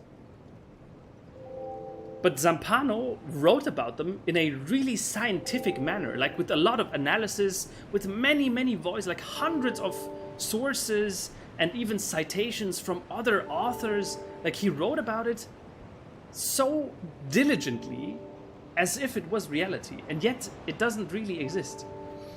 And on his quest to try to make sense of it, Johnny's life kind of slowly derails. While in the other story, the Navidson story, the protagonist there, Will Navidson, is trying to also, at the same time, trying to make sense of this impossible architecture inside of his house. I mean, how can a hallway on the outer wall, like a door on the outer wall of the house, and you open it from the inside and it leads to another hallway? How can this be? Yeah. And then the more they look into it, they realize, hey, wait a minute, it actually, you enter it, and then there are other doors leading to other rooms, and it's like an endless labyrinth. Infinitely many rooms, infinitely many hallways, and also there's like a faint growling noise in the distance. No one knows what it's really about. And also sometimes the architecture of this impossible hallway, sometimes it randomly changes, right? Sometimes you walk into one direction, turn around, and you're still walking in the same direction. It's like it's impossible. And the Navidson at some point enlists the help of some veteran explorers that have, they bested Mount Everest and some impossible cave systems, and it's a group of 3 people that are like the best at what they do, like the best cave explorers in the world. And then they together they make like a huge expedition into this impossible space inside of the Navidson's house, and things happen. So that's about all I can say without spoiling anything. If this, I'm not saying that this is a perfect book. I think in many occasions it gets a little bit too carried away with its convolutedness, and there are some chapters that make zero sense, but they are just there for, convolution's sake. And I think that kind of hurts the experience overall. Like, it's a little too much at some points. The writing it gets exhausting at some point, but that's okay. Right? This book isn't meant to be devoured in one sitting. You read it slowly. And if this setting is something that you are interested in, all I can say is check this out. Yeah? House of Leaves. And please get the paper version. Do not buy an ebook. Do not buy an audiobook. This just doesn't work. Because of many occasions, the layout is actually part of the narrative. Okay? It's important for the book that it is a book.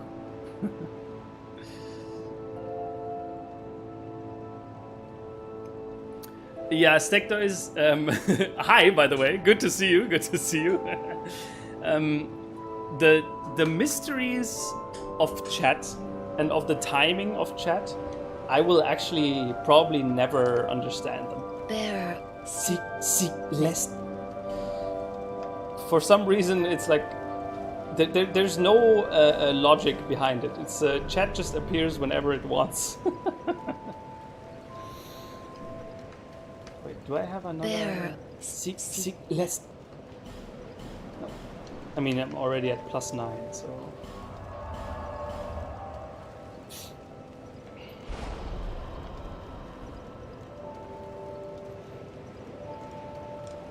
Yeah, it's literally impossible for me to understand how the chat works.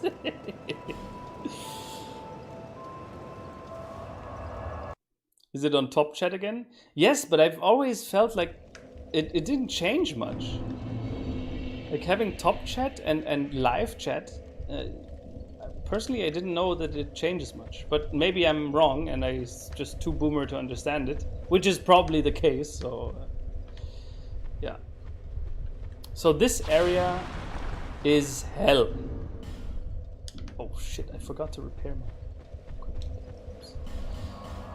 You're like, it's such a small area, but you cannot progress through it fast because of all the spitty poisonetty statues.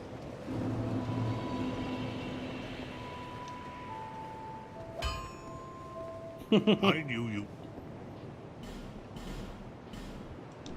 I'll be around. Hardip Nijar. Chat arrives precisely when he intends to.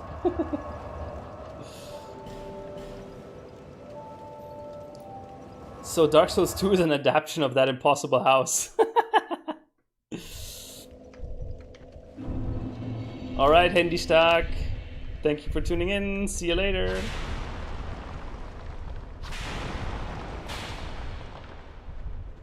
Ah!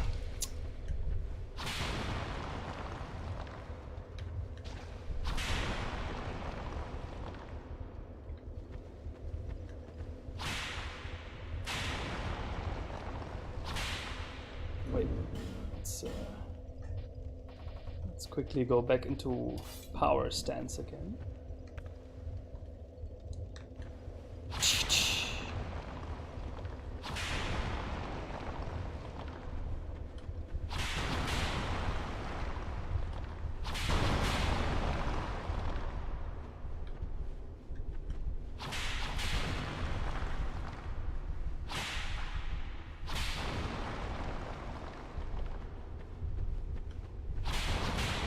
This is such strange gameplay, man. All you do in this area is like attack these inanimate statues that if you don't, just kill you. It's so weird, man. It's so weird. Do you have no idea how good it feels? You have no idea how good it feels to destroy these things? I mean, it does, but then again, it also feels good to destroy like normal enemies, right? So...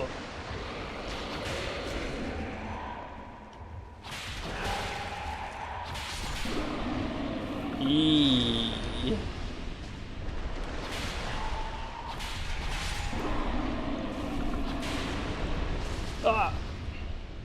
See, this shit thing there lying on the floor was also active.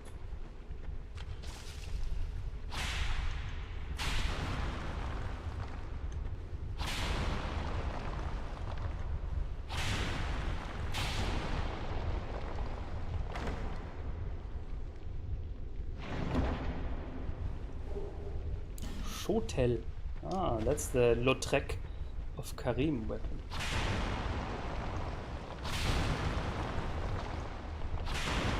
Oh, it's even firing at me from up there. Oh, man.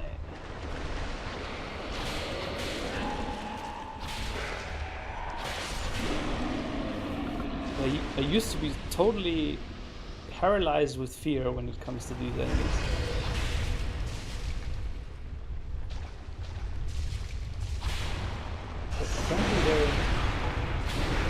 What?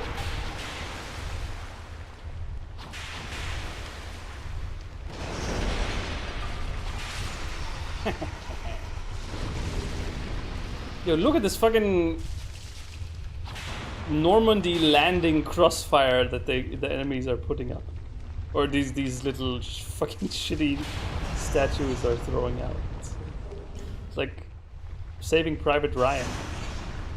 The intro of Saving Private Ryan.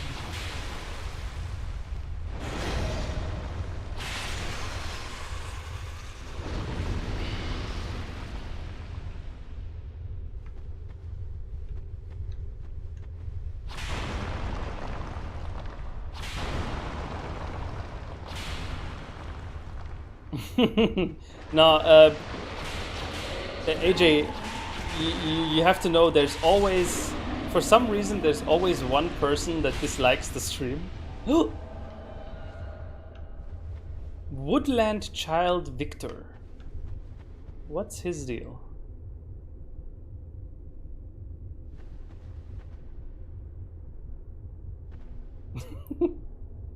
It's getting zicht by the poison spitters.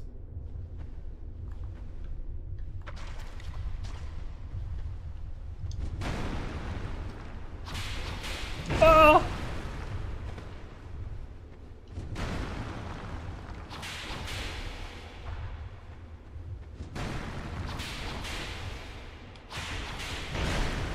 Yo, chill, man.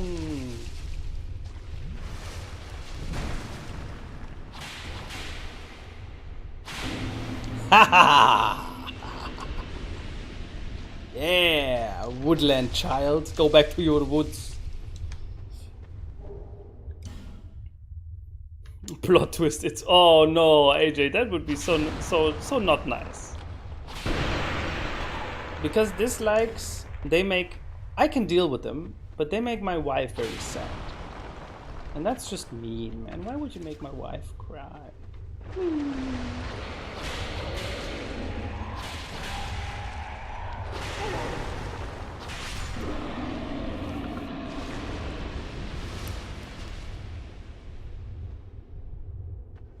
You mean Omaha Beach, right? Because we all know the Americans were the only ones who landed in Normandy. Yeah, true.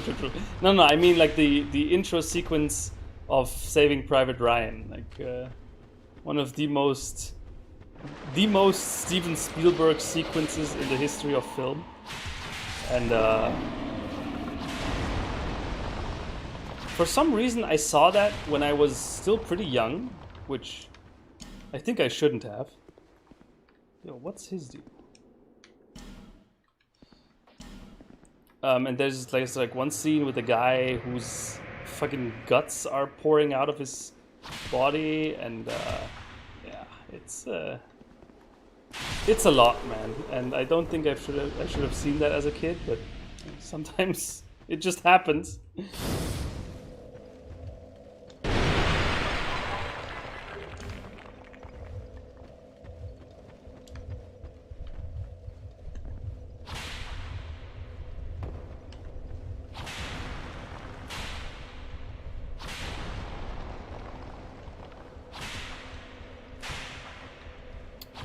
Just hit that thing on the floor!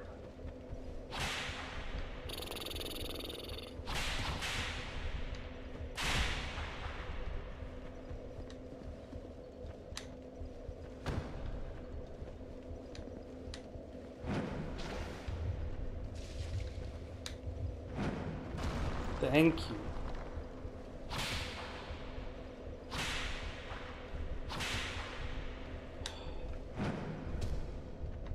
Apparently this one's harmless. Okay, so I've destroyed most of them here. Let's check down this way. Yoru will hunt down the disliker and commit cock and ball torture. No, Yori is too advanced to get his hands dirty like that. He will send his goons. The Lannisters send their regards, and then they will commit cock and ball torture.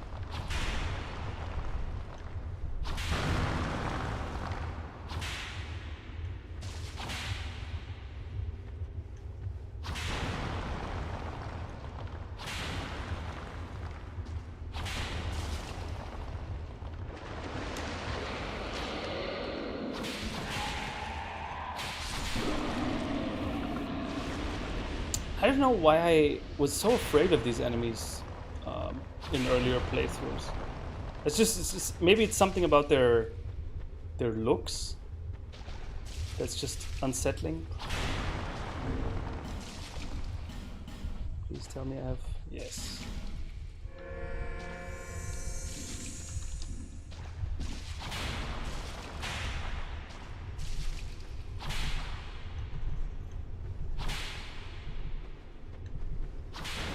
Okay, we are nearing the boss. the big old boss fight here against the Rotten. Now, before we do that though, I think there's some more here to explore. For example, up there. How do I get up there?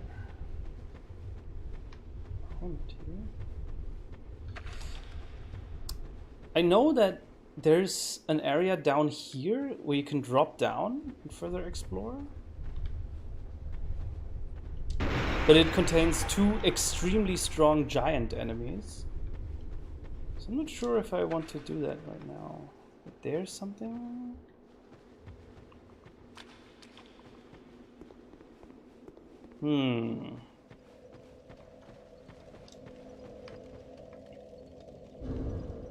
Tiny Murat's game.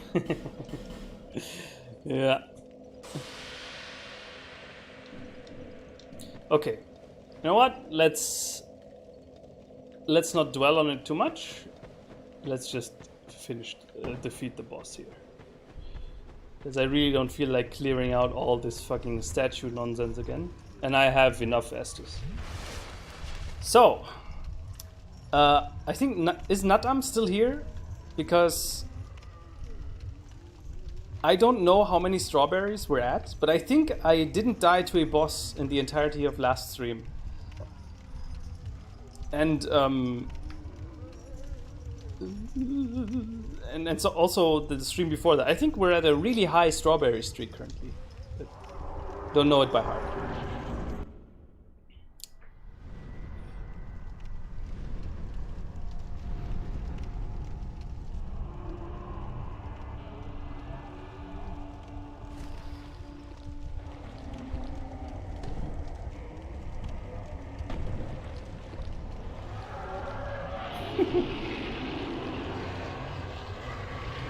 He reminds me of Patrick, because he's too dumb to build like a small stone statue, and then he's like, "Aah!"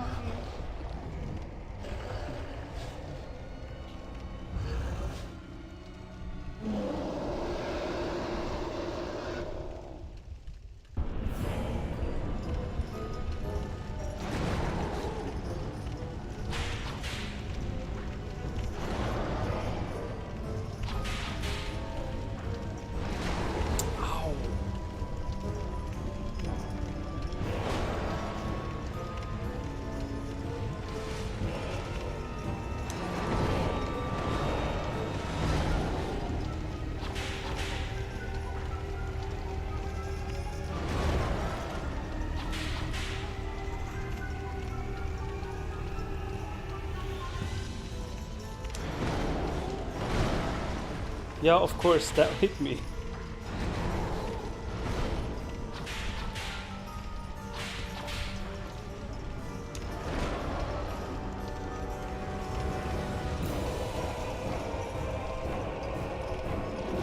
Ew. Oops. Woo. Oh no, that was actually the fire I walked through.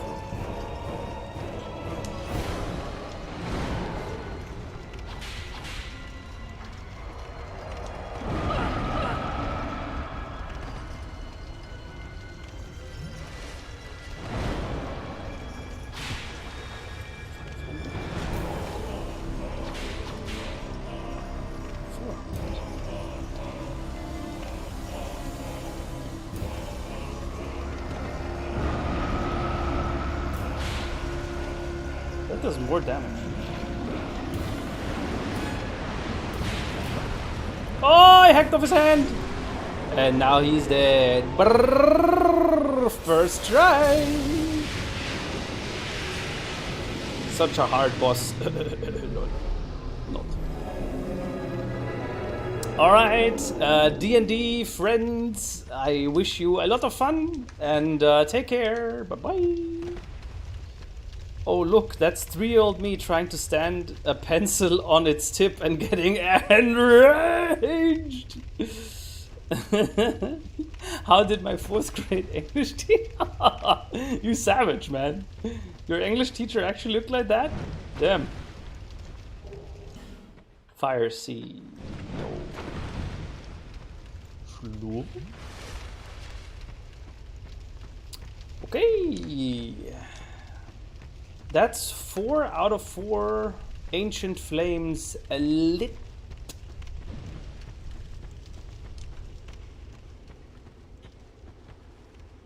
Chest front, chest right, weakness, prudence. Wow, that whip must be sharp. I mean, the game always emphasizes that whips are very good against naked flesh, but bad against armor. Well, turns out this enemy is basically just purely naked flesh, right? So it had to be good. Oh! Aldia!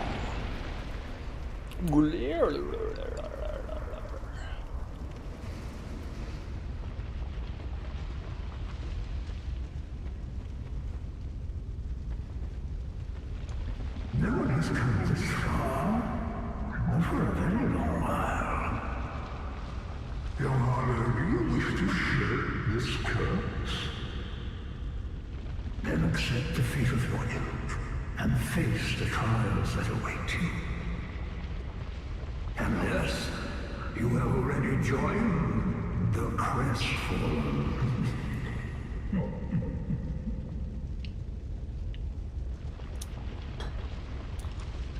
Young Harlow, there are but two paths. Inherit the order of this world, or destroy it. Only a true monarch can make such a choice. Very few indeed have come even this far. And yet your journey is far from over. Where's even... Throne Hollow, have you what it takes? Where's up with this guy? Where's the front? Young Hollow, he who avenged is a fledgling Hollow. Alright. That's a delicious looking lasagna. Aldia, man, that NPC. Okay, so this is another one of those DLC things. Crown of the Sunken King. We will tackle the DLCs at a later point. Actually, maybe now that I've finished all 4 primal bonfires, maybe now is a good time. So, let's first finish exploring the Black Gulch. Get to that drop-down area. What is this evil Deku tree? I think there's actually also a way to fight Aldia, but I've never been able to get that ending. It always was just Nashandra and then that's that. So somewhere here I can drop down safely. And this looks like it's like... What? Bro! Come on, how...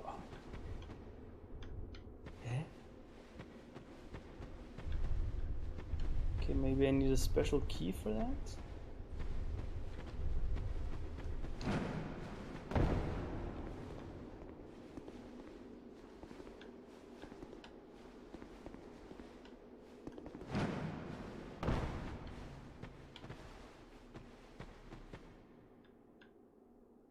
That almost felt like it's not intentional. Okay, now I think here in this cave there will be... You will need to come back after Nashandra.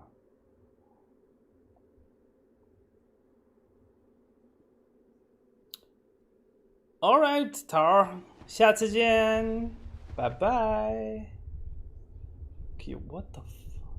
Oh yeah, exactly. So there are 2 giants in the room ahead. You can see them in the distance. I remember that they used to make complete mashed potatoes out of me.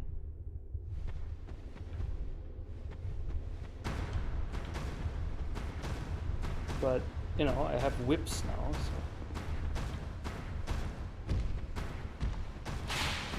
Oh, that did a lot of damage, man.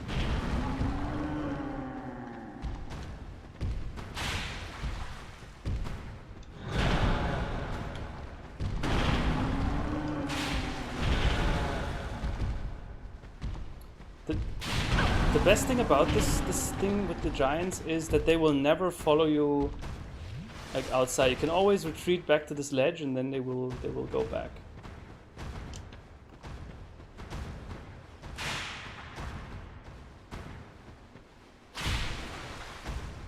That did a lot more damage.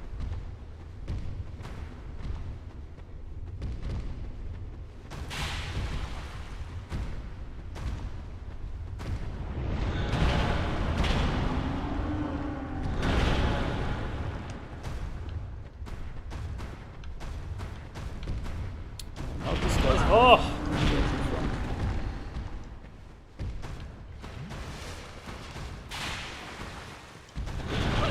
Oof.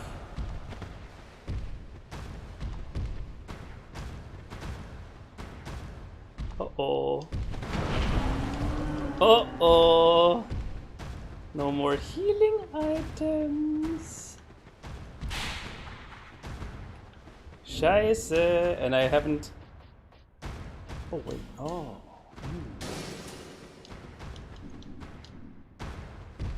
Show me what you can do, great radiant life gem.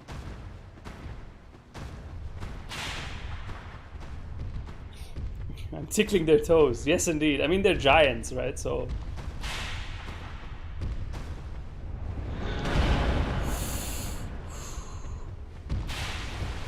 Lucky me.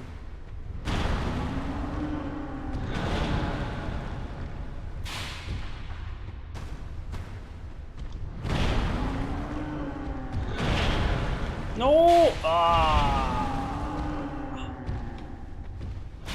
Oh! Oh! Oh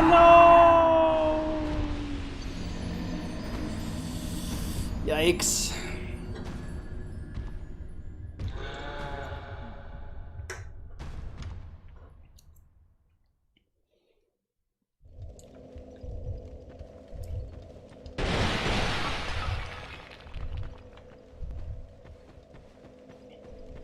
Oh, I really need to get that stuff back.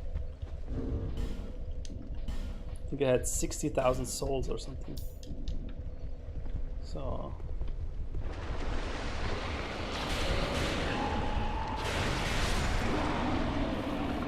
What, again?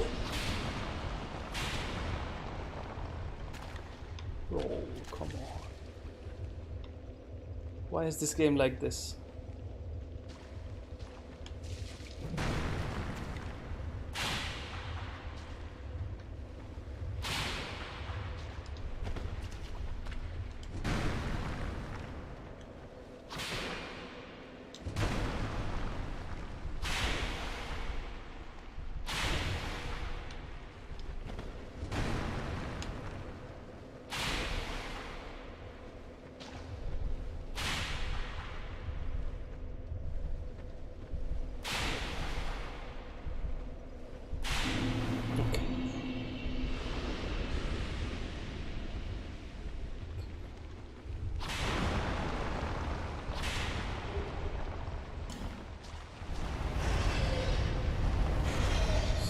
This. Now I did a jump that felt like it was almost unintentional, just to get to a platform that's like directly below me, right? Now I know that this time I'm just going to die. Never mind, I am actually very good. Yeah. Pancaked. Actually, I'm not doing that negligible damage. I can hurt them, at least with the R2 of the power stance. It just they're just so nasty to fight against.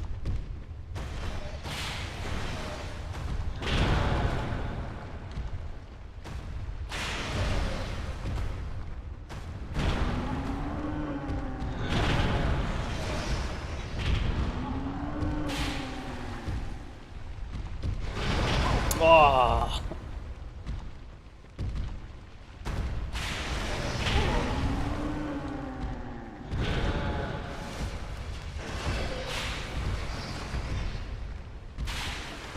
No! Wait, what? Where am I? Oh no, I clipped through them and now I'm actually on the other side.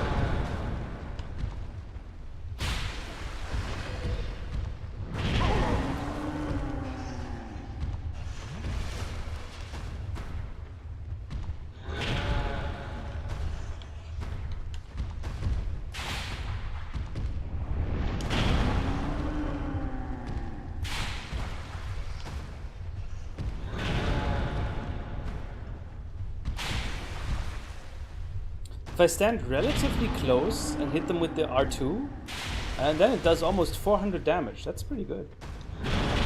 How, bro? How did that? Yeah, okay.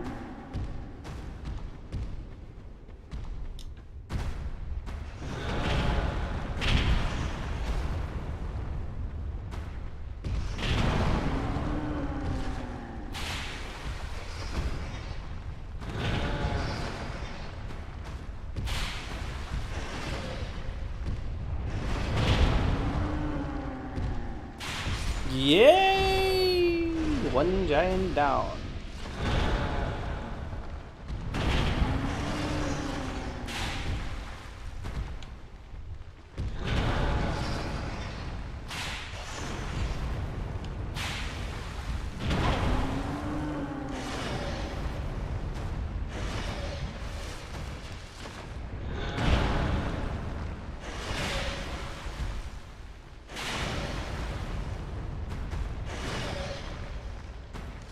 Why does a giant make cow noises?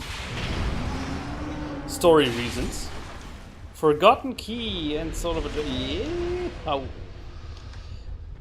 Got to go work soon, but just dropping by to say what's up. Hey, Miles Stephens. Good to see you. Glad for... thank you so much for stopping by. Always appreciate it. And good luck with work.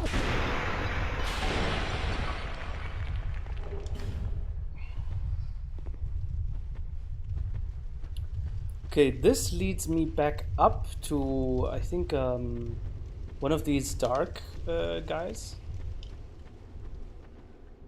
This poison required ahead. Okay, trap, maybe? No? Ring of Giants +1? Ooh. Front. Okay. Interesting. Yeah, so now we take the elevator out of here. Whee!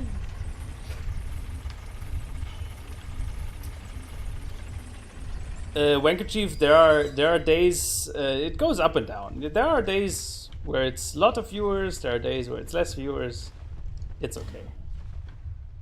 It's all good. I'm not crying. It's just, I'm just sweating from the heat.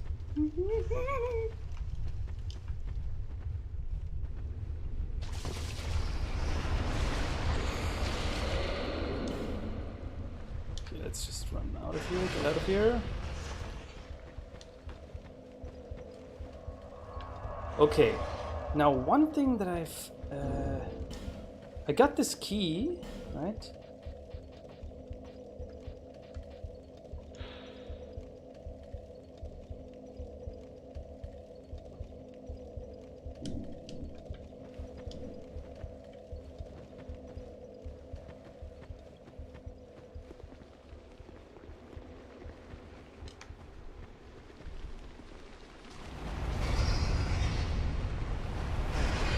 Does this actually open this door? Yeah, good.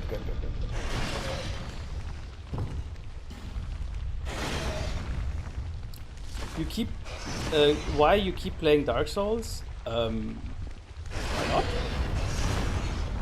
Yeah, we meet a second time, young undead. Okay. Well, that's it. That's it. Okay, I guess. All right, let's take a homeward bone and go back.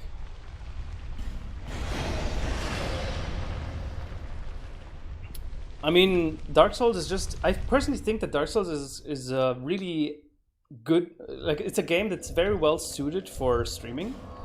because it's somewhat laid back, that I can interact with chat and, you know, like have some stream interaction, while at the same time it's still interesting enough when it's interesting to have some compelling gameplay that's actually fun to watch. So yeah, that's why I think Dark Souls is really, really nice as a stream game.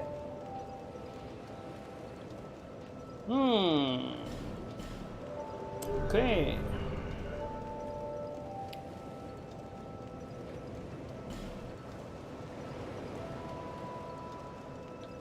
Where to go to next? I think I will try my luck with the tradey crows and maybe try to get the best whip in the game.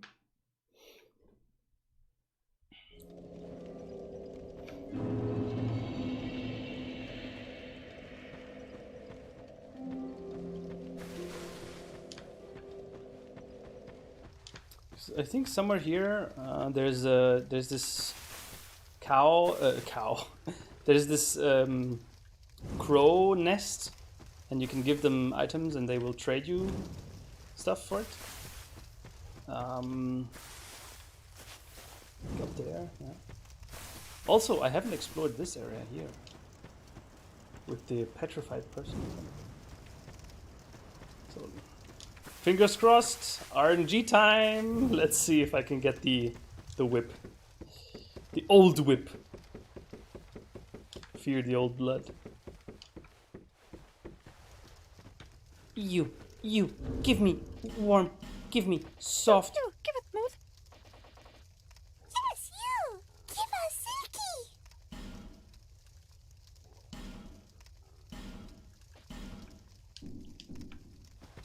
Yeah, too nice, too smooth. Yeah, silky smooth. No, that's not it. You, give it smooth. Yes, you, give us silky. Yeah, too nice. Twinkling Titanite? No. You, give it smooth. Yes, you, give us silky. Yeah. White ring, come on! Give it smooth. Last try. You, give us silky. Yeah. No. Yeah. You, give it smooth. Yes, you, give us silky. Toko Tato, don't know if you've answered it already, but did you watch the match between Germany and Portugal? Who do you think I am? Well, I'm not missing any matches this Euro. Like I may not maybe not comment on them all, but I've seen every single one of them. And of course the Germany matches, bro. No way in hell I'm missing those. So yes, I did see Germany versus Portugal, and it was lots of own goals. Germany lost its first game against France by scoring an own goal, and then Portugal thought this was a good tactic and scored 2 own goals themselves. So.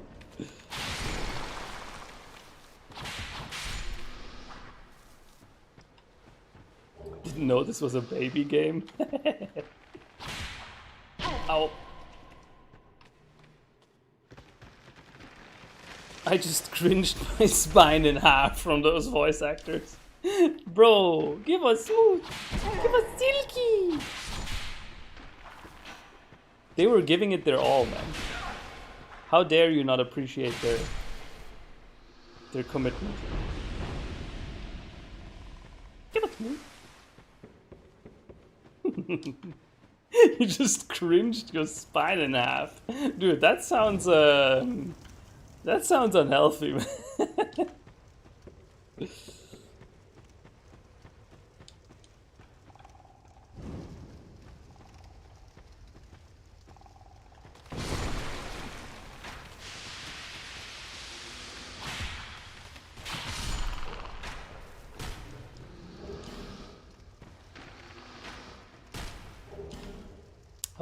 Estus flask shot. Nice.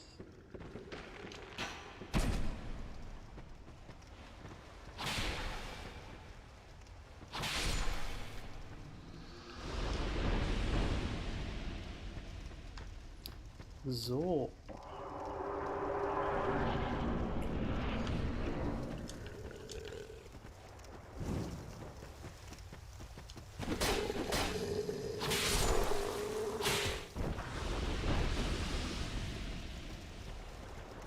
There's a big fatty back there. Let's open the shortcut. Oh, and I also probably should unequip the cat ring. Wait, what ring did I get? The white ring? Take the appearance of a phantom? Mm-hmm. And then I got the giant's ring too. Ring of Giant increases poise.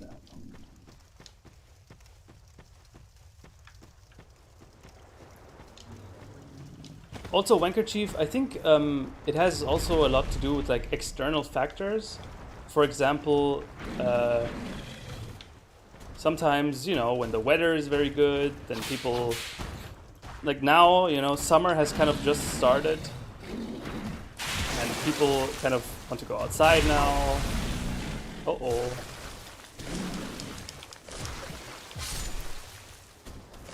I got chomped. It's just, you know, I realize that I'm not ninja, okay? I'm not defined by my viewer numbers. It's to me, as long as there's one person watching, I'm already quite happy and proud that this is actually happening.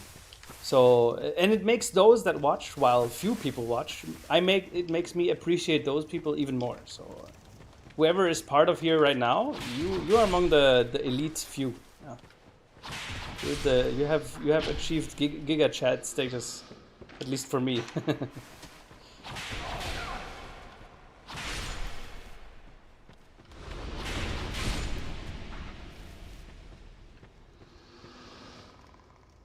If you use the gender swap coffin on a bearded dude, the beard doesn't go away. Nice. Well, I mean, the game is just very progressive like that, right? Who says the beard has anything to do with your gender, right?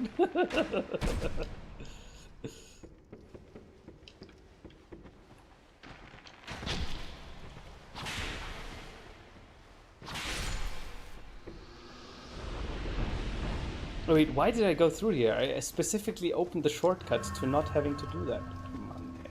Schwachkopf!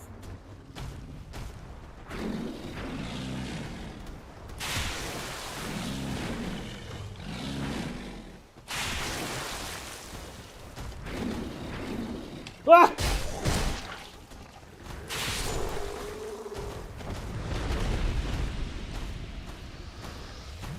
Can I actually make them drop down and die? No, they will not follow me here. Clever fatties. Or not very clever. It's just frozen in place. Oh, komm, oi, Alter.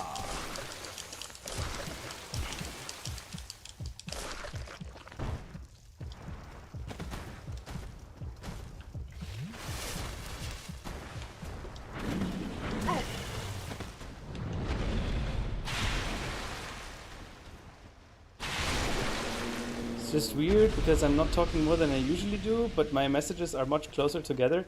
Yeah, true. I mean, don't worry about it. It's all good. It's all good.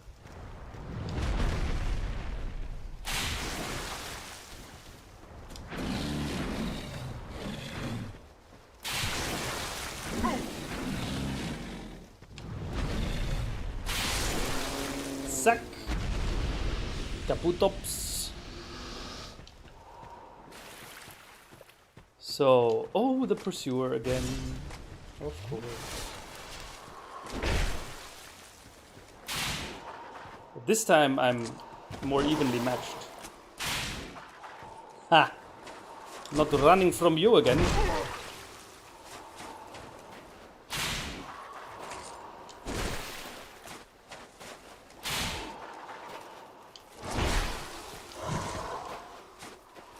Oh, I'm dead. Maybe I should have run.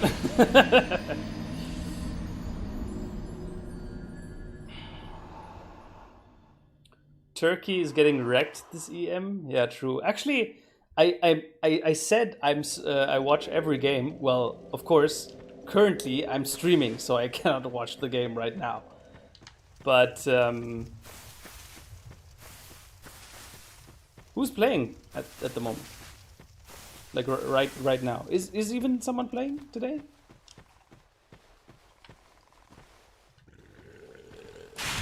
Or maybe today is like pause, Sunday. Oh, these guys don't respawn. Oh, that's nice.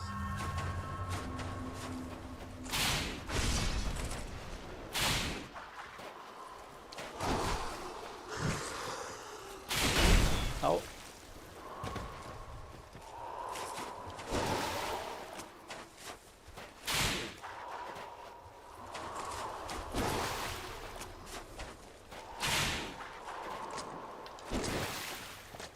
Die.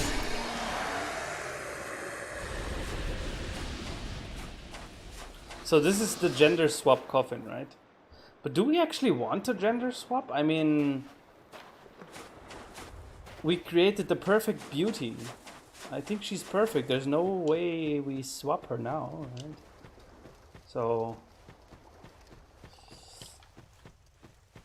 Turkey 0 to Switzerland 2. Ah, nice! Switzerland, let's go by the power of Hashmalim. Okay, I've heard the rumor that there's something happening in this area if you light all the torches. So I will try to do that right now.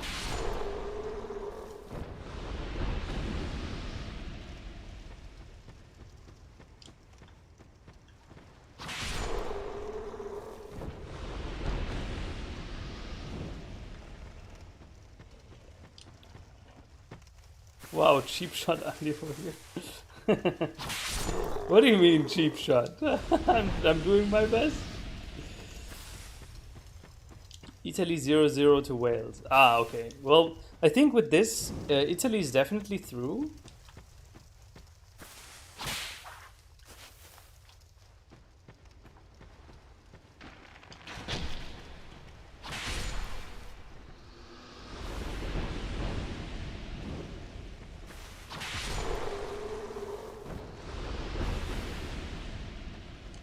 This is just like Zelda then? What? What are you guys talking about?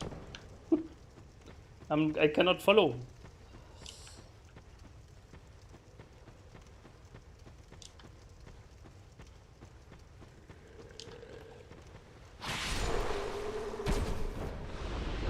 Wait, did that do no damage? That's strange. I mean, I got hit with an arrow. Okay, so this makes all torches here. Give me warm, give me so smooth, silky smooth.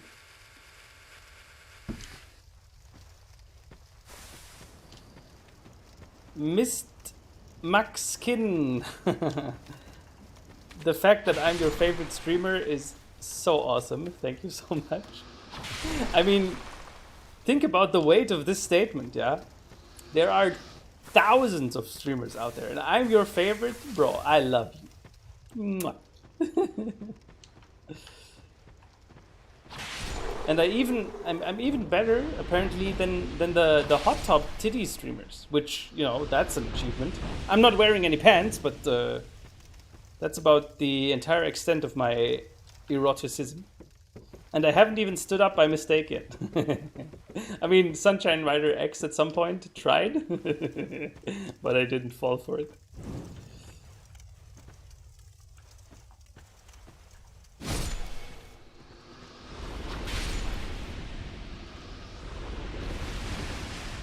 Small little outhouse.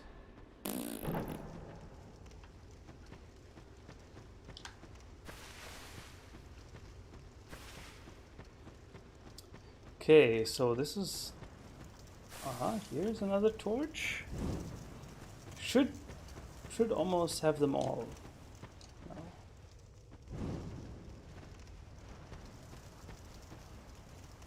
If that even does anything. Like, there's a high chance that I've just wasted my time. No underwear either? Nuss. Wouldn't you like to know?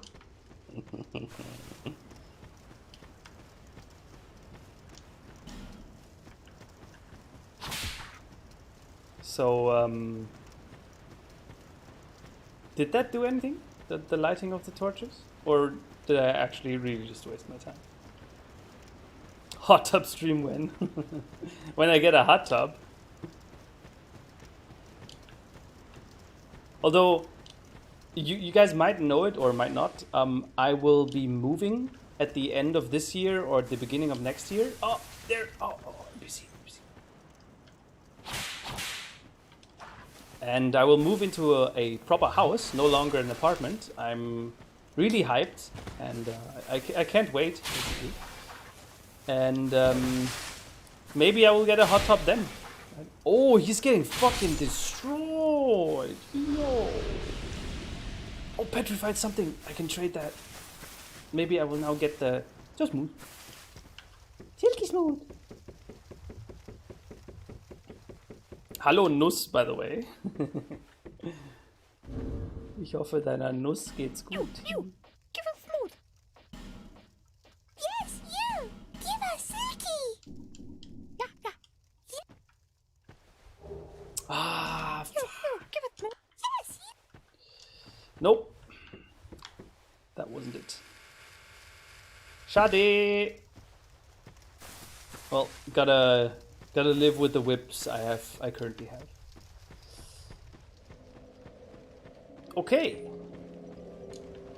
So, where to next? I think the next station should be Drangleic Castle, right? So we go here.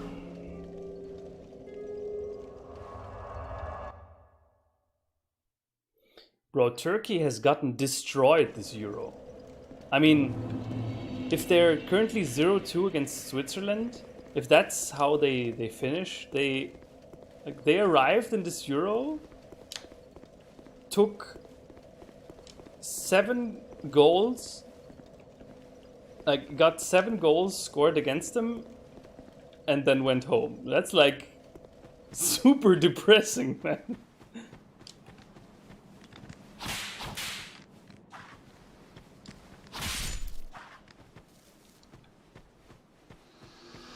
Does Andy have a Discord?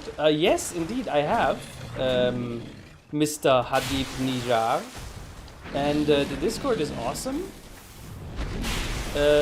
Unfortunately, I don't know if any of the mods that usually give out the invite codes are currently still here. I hope they are, but if they're not, I'm very sorry. I can currently not post the invite fees.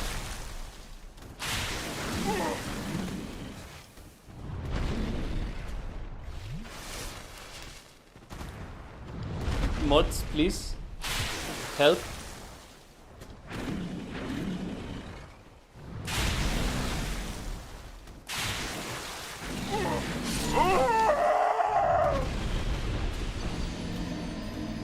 Okay, that's of course a little depressing. None of my mods are still here. They have abandoned me.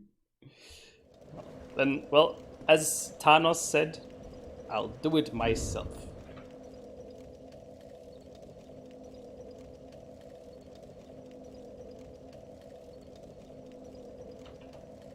Zack! This is the invite link to the Discord. Feel free to join. It's pretty cool. I can't, I can't promise that I will be active 24/7. I mean, I have a baby daughter, right? And she demands quite a lot more attention than you might think. But I'll do my best. I'll be around.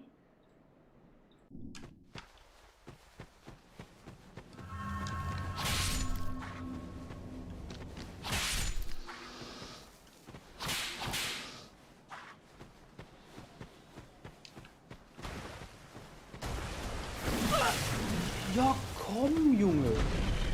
Was soll denn der Quatsch?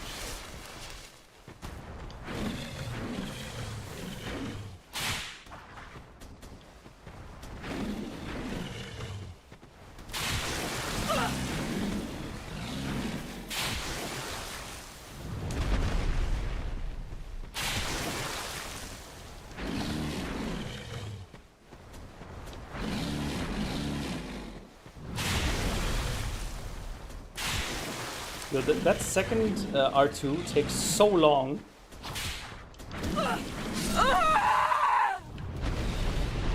Maybe I should have did. Andy, I just bought Dark Souls 3 Deluxe Edition on Steam for 20 USD, so psyched to play it. Damn, good choice, good choice, good choice. Oh, dude, I think I've told this one 1,000 times before, but do not squander your first playthrough, okay? Your first playthrough is something that you will only get once in your entire life. That will never come back. So, dude, in your first playthrough, don't be afraid to do everything wrong. It doesn't matter. It will be your first playthrough. That's the point of it.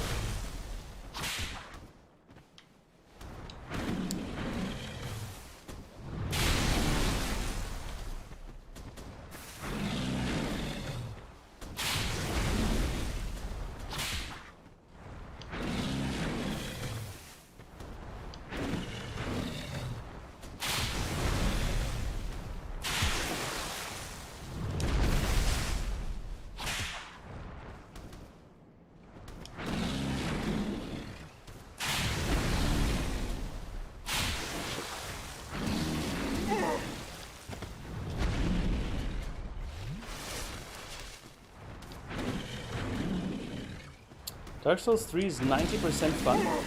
Oh, interesting metric. I don't know how you arrived at that number, but Dark Souls 3 is indeed very fun. Yes, that is.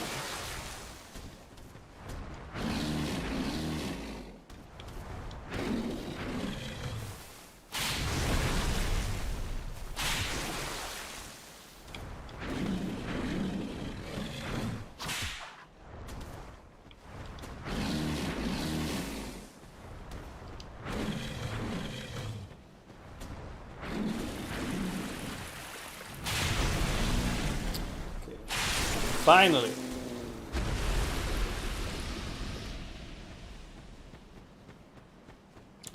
Andy, if possible, can you describe the political climate in Germany without getting too much into politics? I'm from Asia and I heard Angela Merkel is retiring a while back. Ooh. The only 10% not fun is that one area. No fun. Okay, so I will... So in general, right, we have this no politics rule. But since, you know, it's low viewer numbers, I think I can make an exception. Okay, so the political climate in Germany. Actually, this year is quite the important year because we will have elections. Right? There will be elections in Germany later this year. And yes, you heard right. Angela Merkel is no longer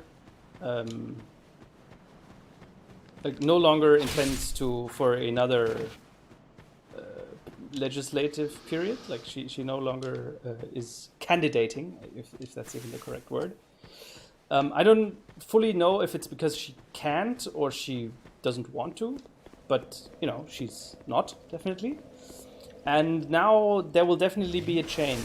Now the three parties who have a chance to be the one that that creates the chance. Where did that guy came from? That produced the chancellor are the Conservatives, which is the party Angela Merkel is part of. Then the SPD, which are like the center-left party, and the Greens, with Annalena Baerbock, who everyone is giga simping for. And these three parties currently have the most and like the highest split. However, Germany is very unlike the US, for example. It's like it's one of its greatest strength is that it has quite a few parties. Like it has the exact correct amount of parties, not too many and not too few. And this leads to a situation where oftentimes a big party that gets like a lot of votes cannot like reign alone.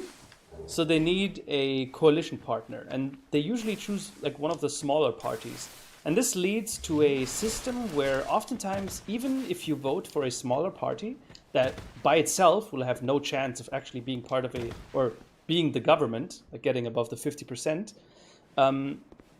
will still somehow get their way into the government and represent you, even if you have like even if your interests or the interests of your group are very underrepresented in society. And I think that's a big strength of the German. Whoa, fuck! That's an enemy. That's a big strength of the German system. So yeah. Now, what exactly the climate is like, I don't think I'm really qualified. It's it's pre-election times. We call this Wahlkampf. It's election war, basically. But it's also mostly COVID related. People are pretty tired. I personally feel like it's a lot less present currently, politics.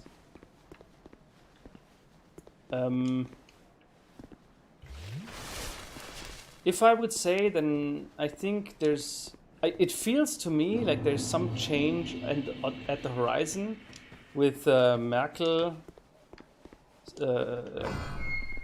being basically done. Oh wait, no, that's another DLC area. So with Merkel leaving politics, I think the conservatives might might lose out, because they've been for the past 5,000 years, they've been the most dominant party in German politics, and I think they will finally lose out. They've been shook by a few scandals during the pandemic, which some of them justified, some of them not. At least it feels to me like they should probably lose a lot of votes, and they should go to they're probably going to the Greens or to other smaller parties. However, a big meme is that the conservative party is like only the old people vote for them, only the boomers vote for them, and they have very short memory because they're so old. So the scandals don't matter to them. They just vote conservative no matter what. And it might be true, right? It might turn out that actually they will not lose that many votes, and instead it will just be another 4 years of conservative government. Which it's I'm not giving you my personal political views, but that's just that's a possibility. I'm not saying it's good or bad. It's a possibility.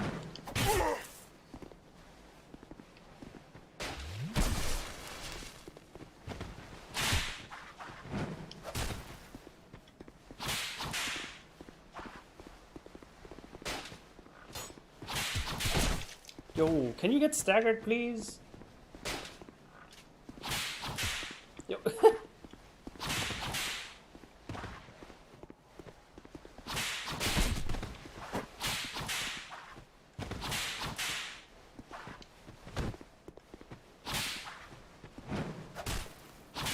Whew.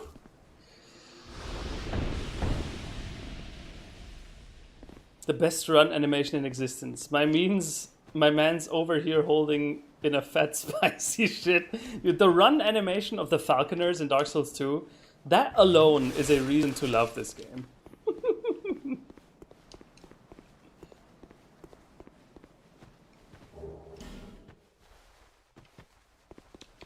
Okay, time to go to Vendrick's castle. Castle Drangleic. See, this is one of the reasons to hate this game now.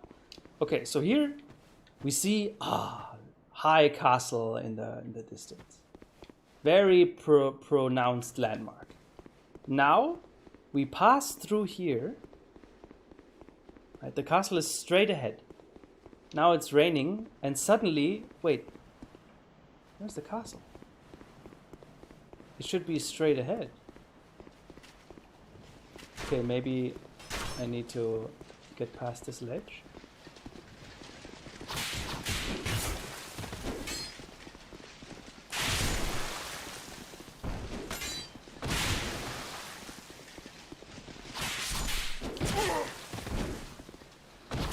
So, okay, remember?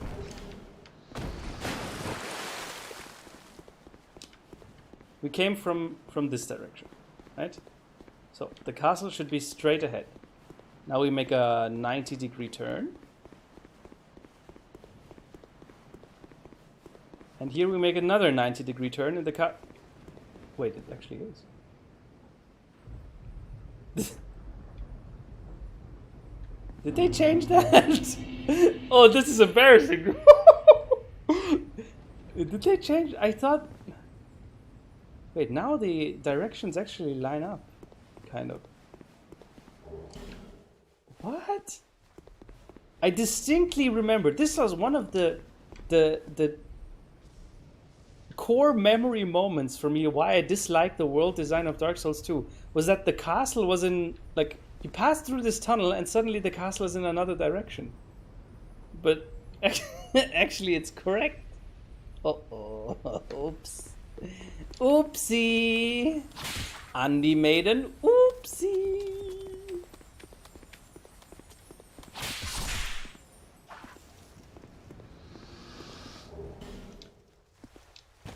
Big brain. Yeah. Great explanation, Andy. I've been planning to move to Germany in the near future. Oh, damn, dude. By the way, moving to Germany is an excellent choice. Germany is an awesome place. And this castle, but nonetheless, you must forge on to bring an end to your journey and mine. So, good choice. It's. I think stuff like this, where you ask a German quote unquote local. I mean, yes, I grew up here, live here. About some of these details that are not really in a. You will not find them in like usual travel guides or anything. It gives you a feel for the country you're trying to move to that travel guides cannot give you. So feel free to ask. I will try my best to answer more of these type of questions.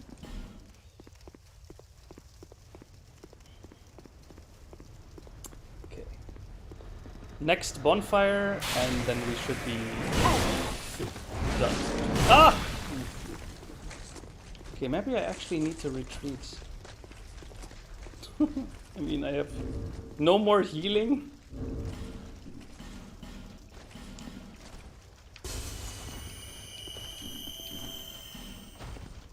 Can Shanalot actually die here?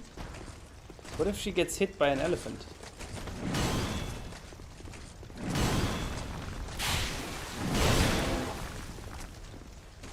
I mean, she could actually also help him.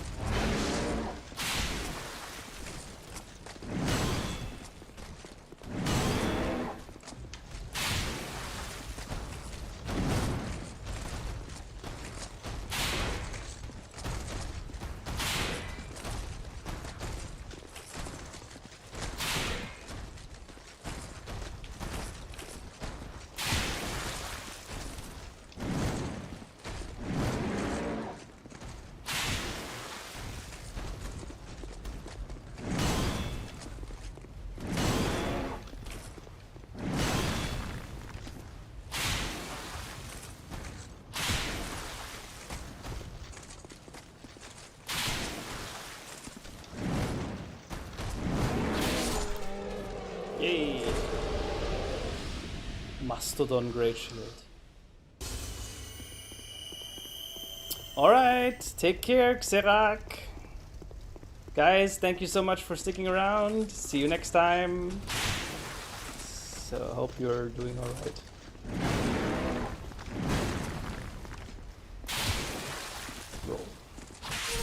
1 HP. See you in an hour or so? What makes you think that? I mean, I'll try to be there in an hour at the Discord, but can't guarantee it, right? It's always... My daughter has priority, as is probably a surprise for no one.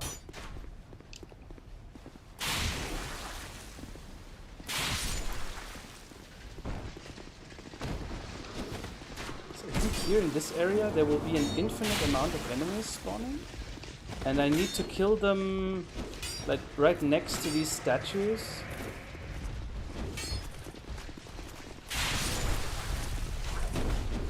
And this will open the door, or something like that.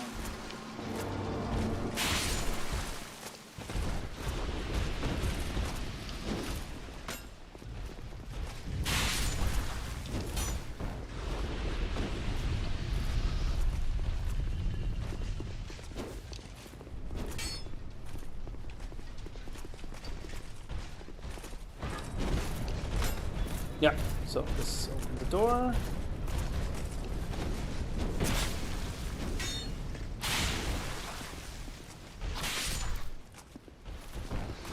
All I gotta do now is deal with this guy.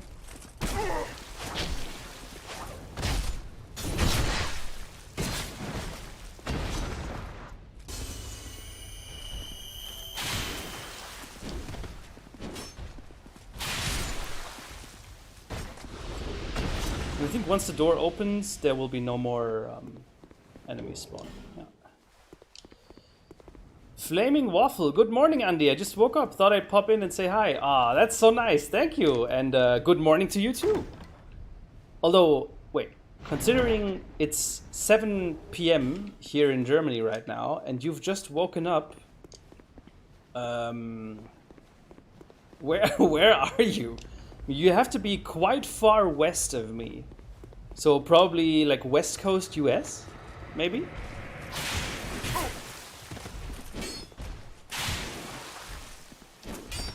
Although even there is, I mean, that's like 9 hours time difference. Although maybe you're a late sleeper. Portland, Oregon. Yeah, so it is West Coast US. Damn, dude, that's a lot of 10-hour time difference. Holy shit.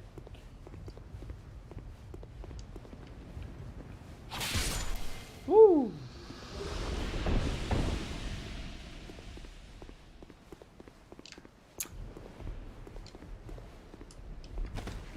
I hear that I know very little about these individual states, so please don't hate me. But I heard that Oregon is quite beautiful and quite chill. Actually, it's not like it's not far away, or it's not too far inland to be, you know, Trump land, but it's actually also not too like too high population density like California and with this huge cities. At least that's my image of Oregon, which is like it's you know, it's less urban but still not back of the woods hillbilly land. I beat both apes in Sekiro 5 minutes ago and think my brain is on some kind of high. I hope it is. Bro, if you're not having a hormone rush after beating this boss, what are you doing?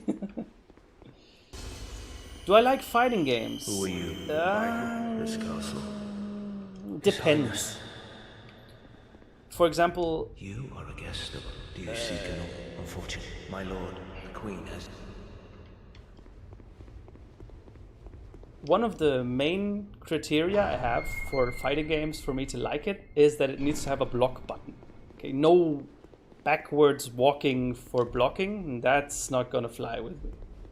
So Street Fighter and stuff like that is already out. However, games that do have that, I would say I enjoy them. I quite enjoy them, especially, you know, the all-time great, which is Smash.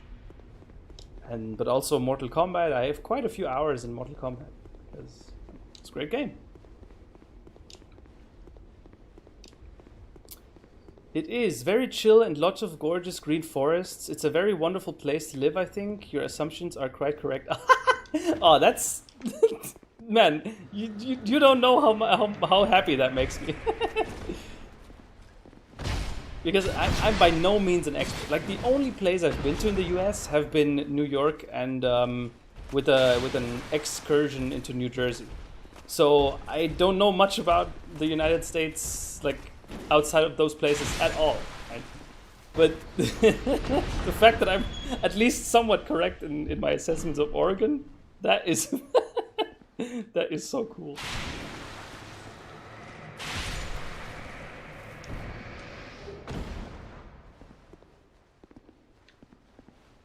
Where's the bonfire, man? I'm kind of under a lot of stress right now. Where's the... Oh no, will they all... Oh, fuck. Will they all come alive?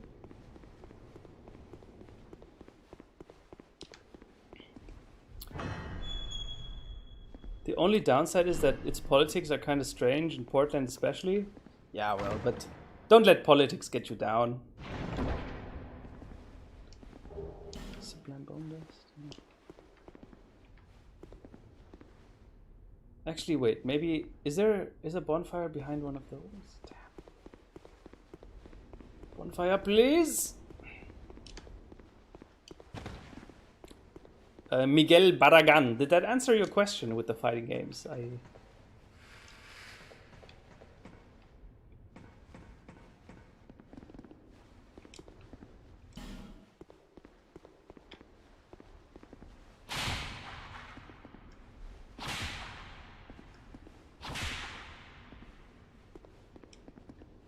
Bonfire ahead. Behind. Oh. Ah, the bonfire is here. I remember now. Yes. Okay. Whew. We got it. Good. So let's first travel back and level up, and then I will conclude the stream. For all you Giga Chats who are still watching, thank you so much, man. It's so highly appreciated. I will keep your names. I will remember your names, okay? Is that a shot? Here, to see light. However... Guilty Gear looks extremely attractive. Yeah, I mean, the looks of many of these games is top-notch. Like, they look really, really interesting. It's just that the mechanics of it... not quite my tempo. Anyway, so this about concludes today's stream. Guys, thank you so much once again for being here during this heat wave. Like yesterday, on Friday I missed the stream because I was not really feeling that well. And it hurt me on many levels, missing a stream. That's ouch. Because this has been, for the past year or so, because it has become more and more the highlight of my entire week. Even with, single-digit viewer numbers, doesn't matter. I love you all. I love you guys anyway. So, I hope I can get back to my usual 2 times a week schedule. And I hope that you guys will also be tuning in next time. And with this, I wish you all a happy rest of the weekend. Happy Sunday. Take care of yourselves and see you next Friday. Bye-bye.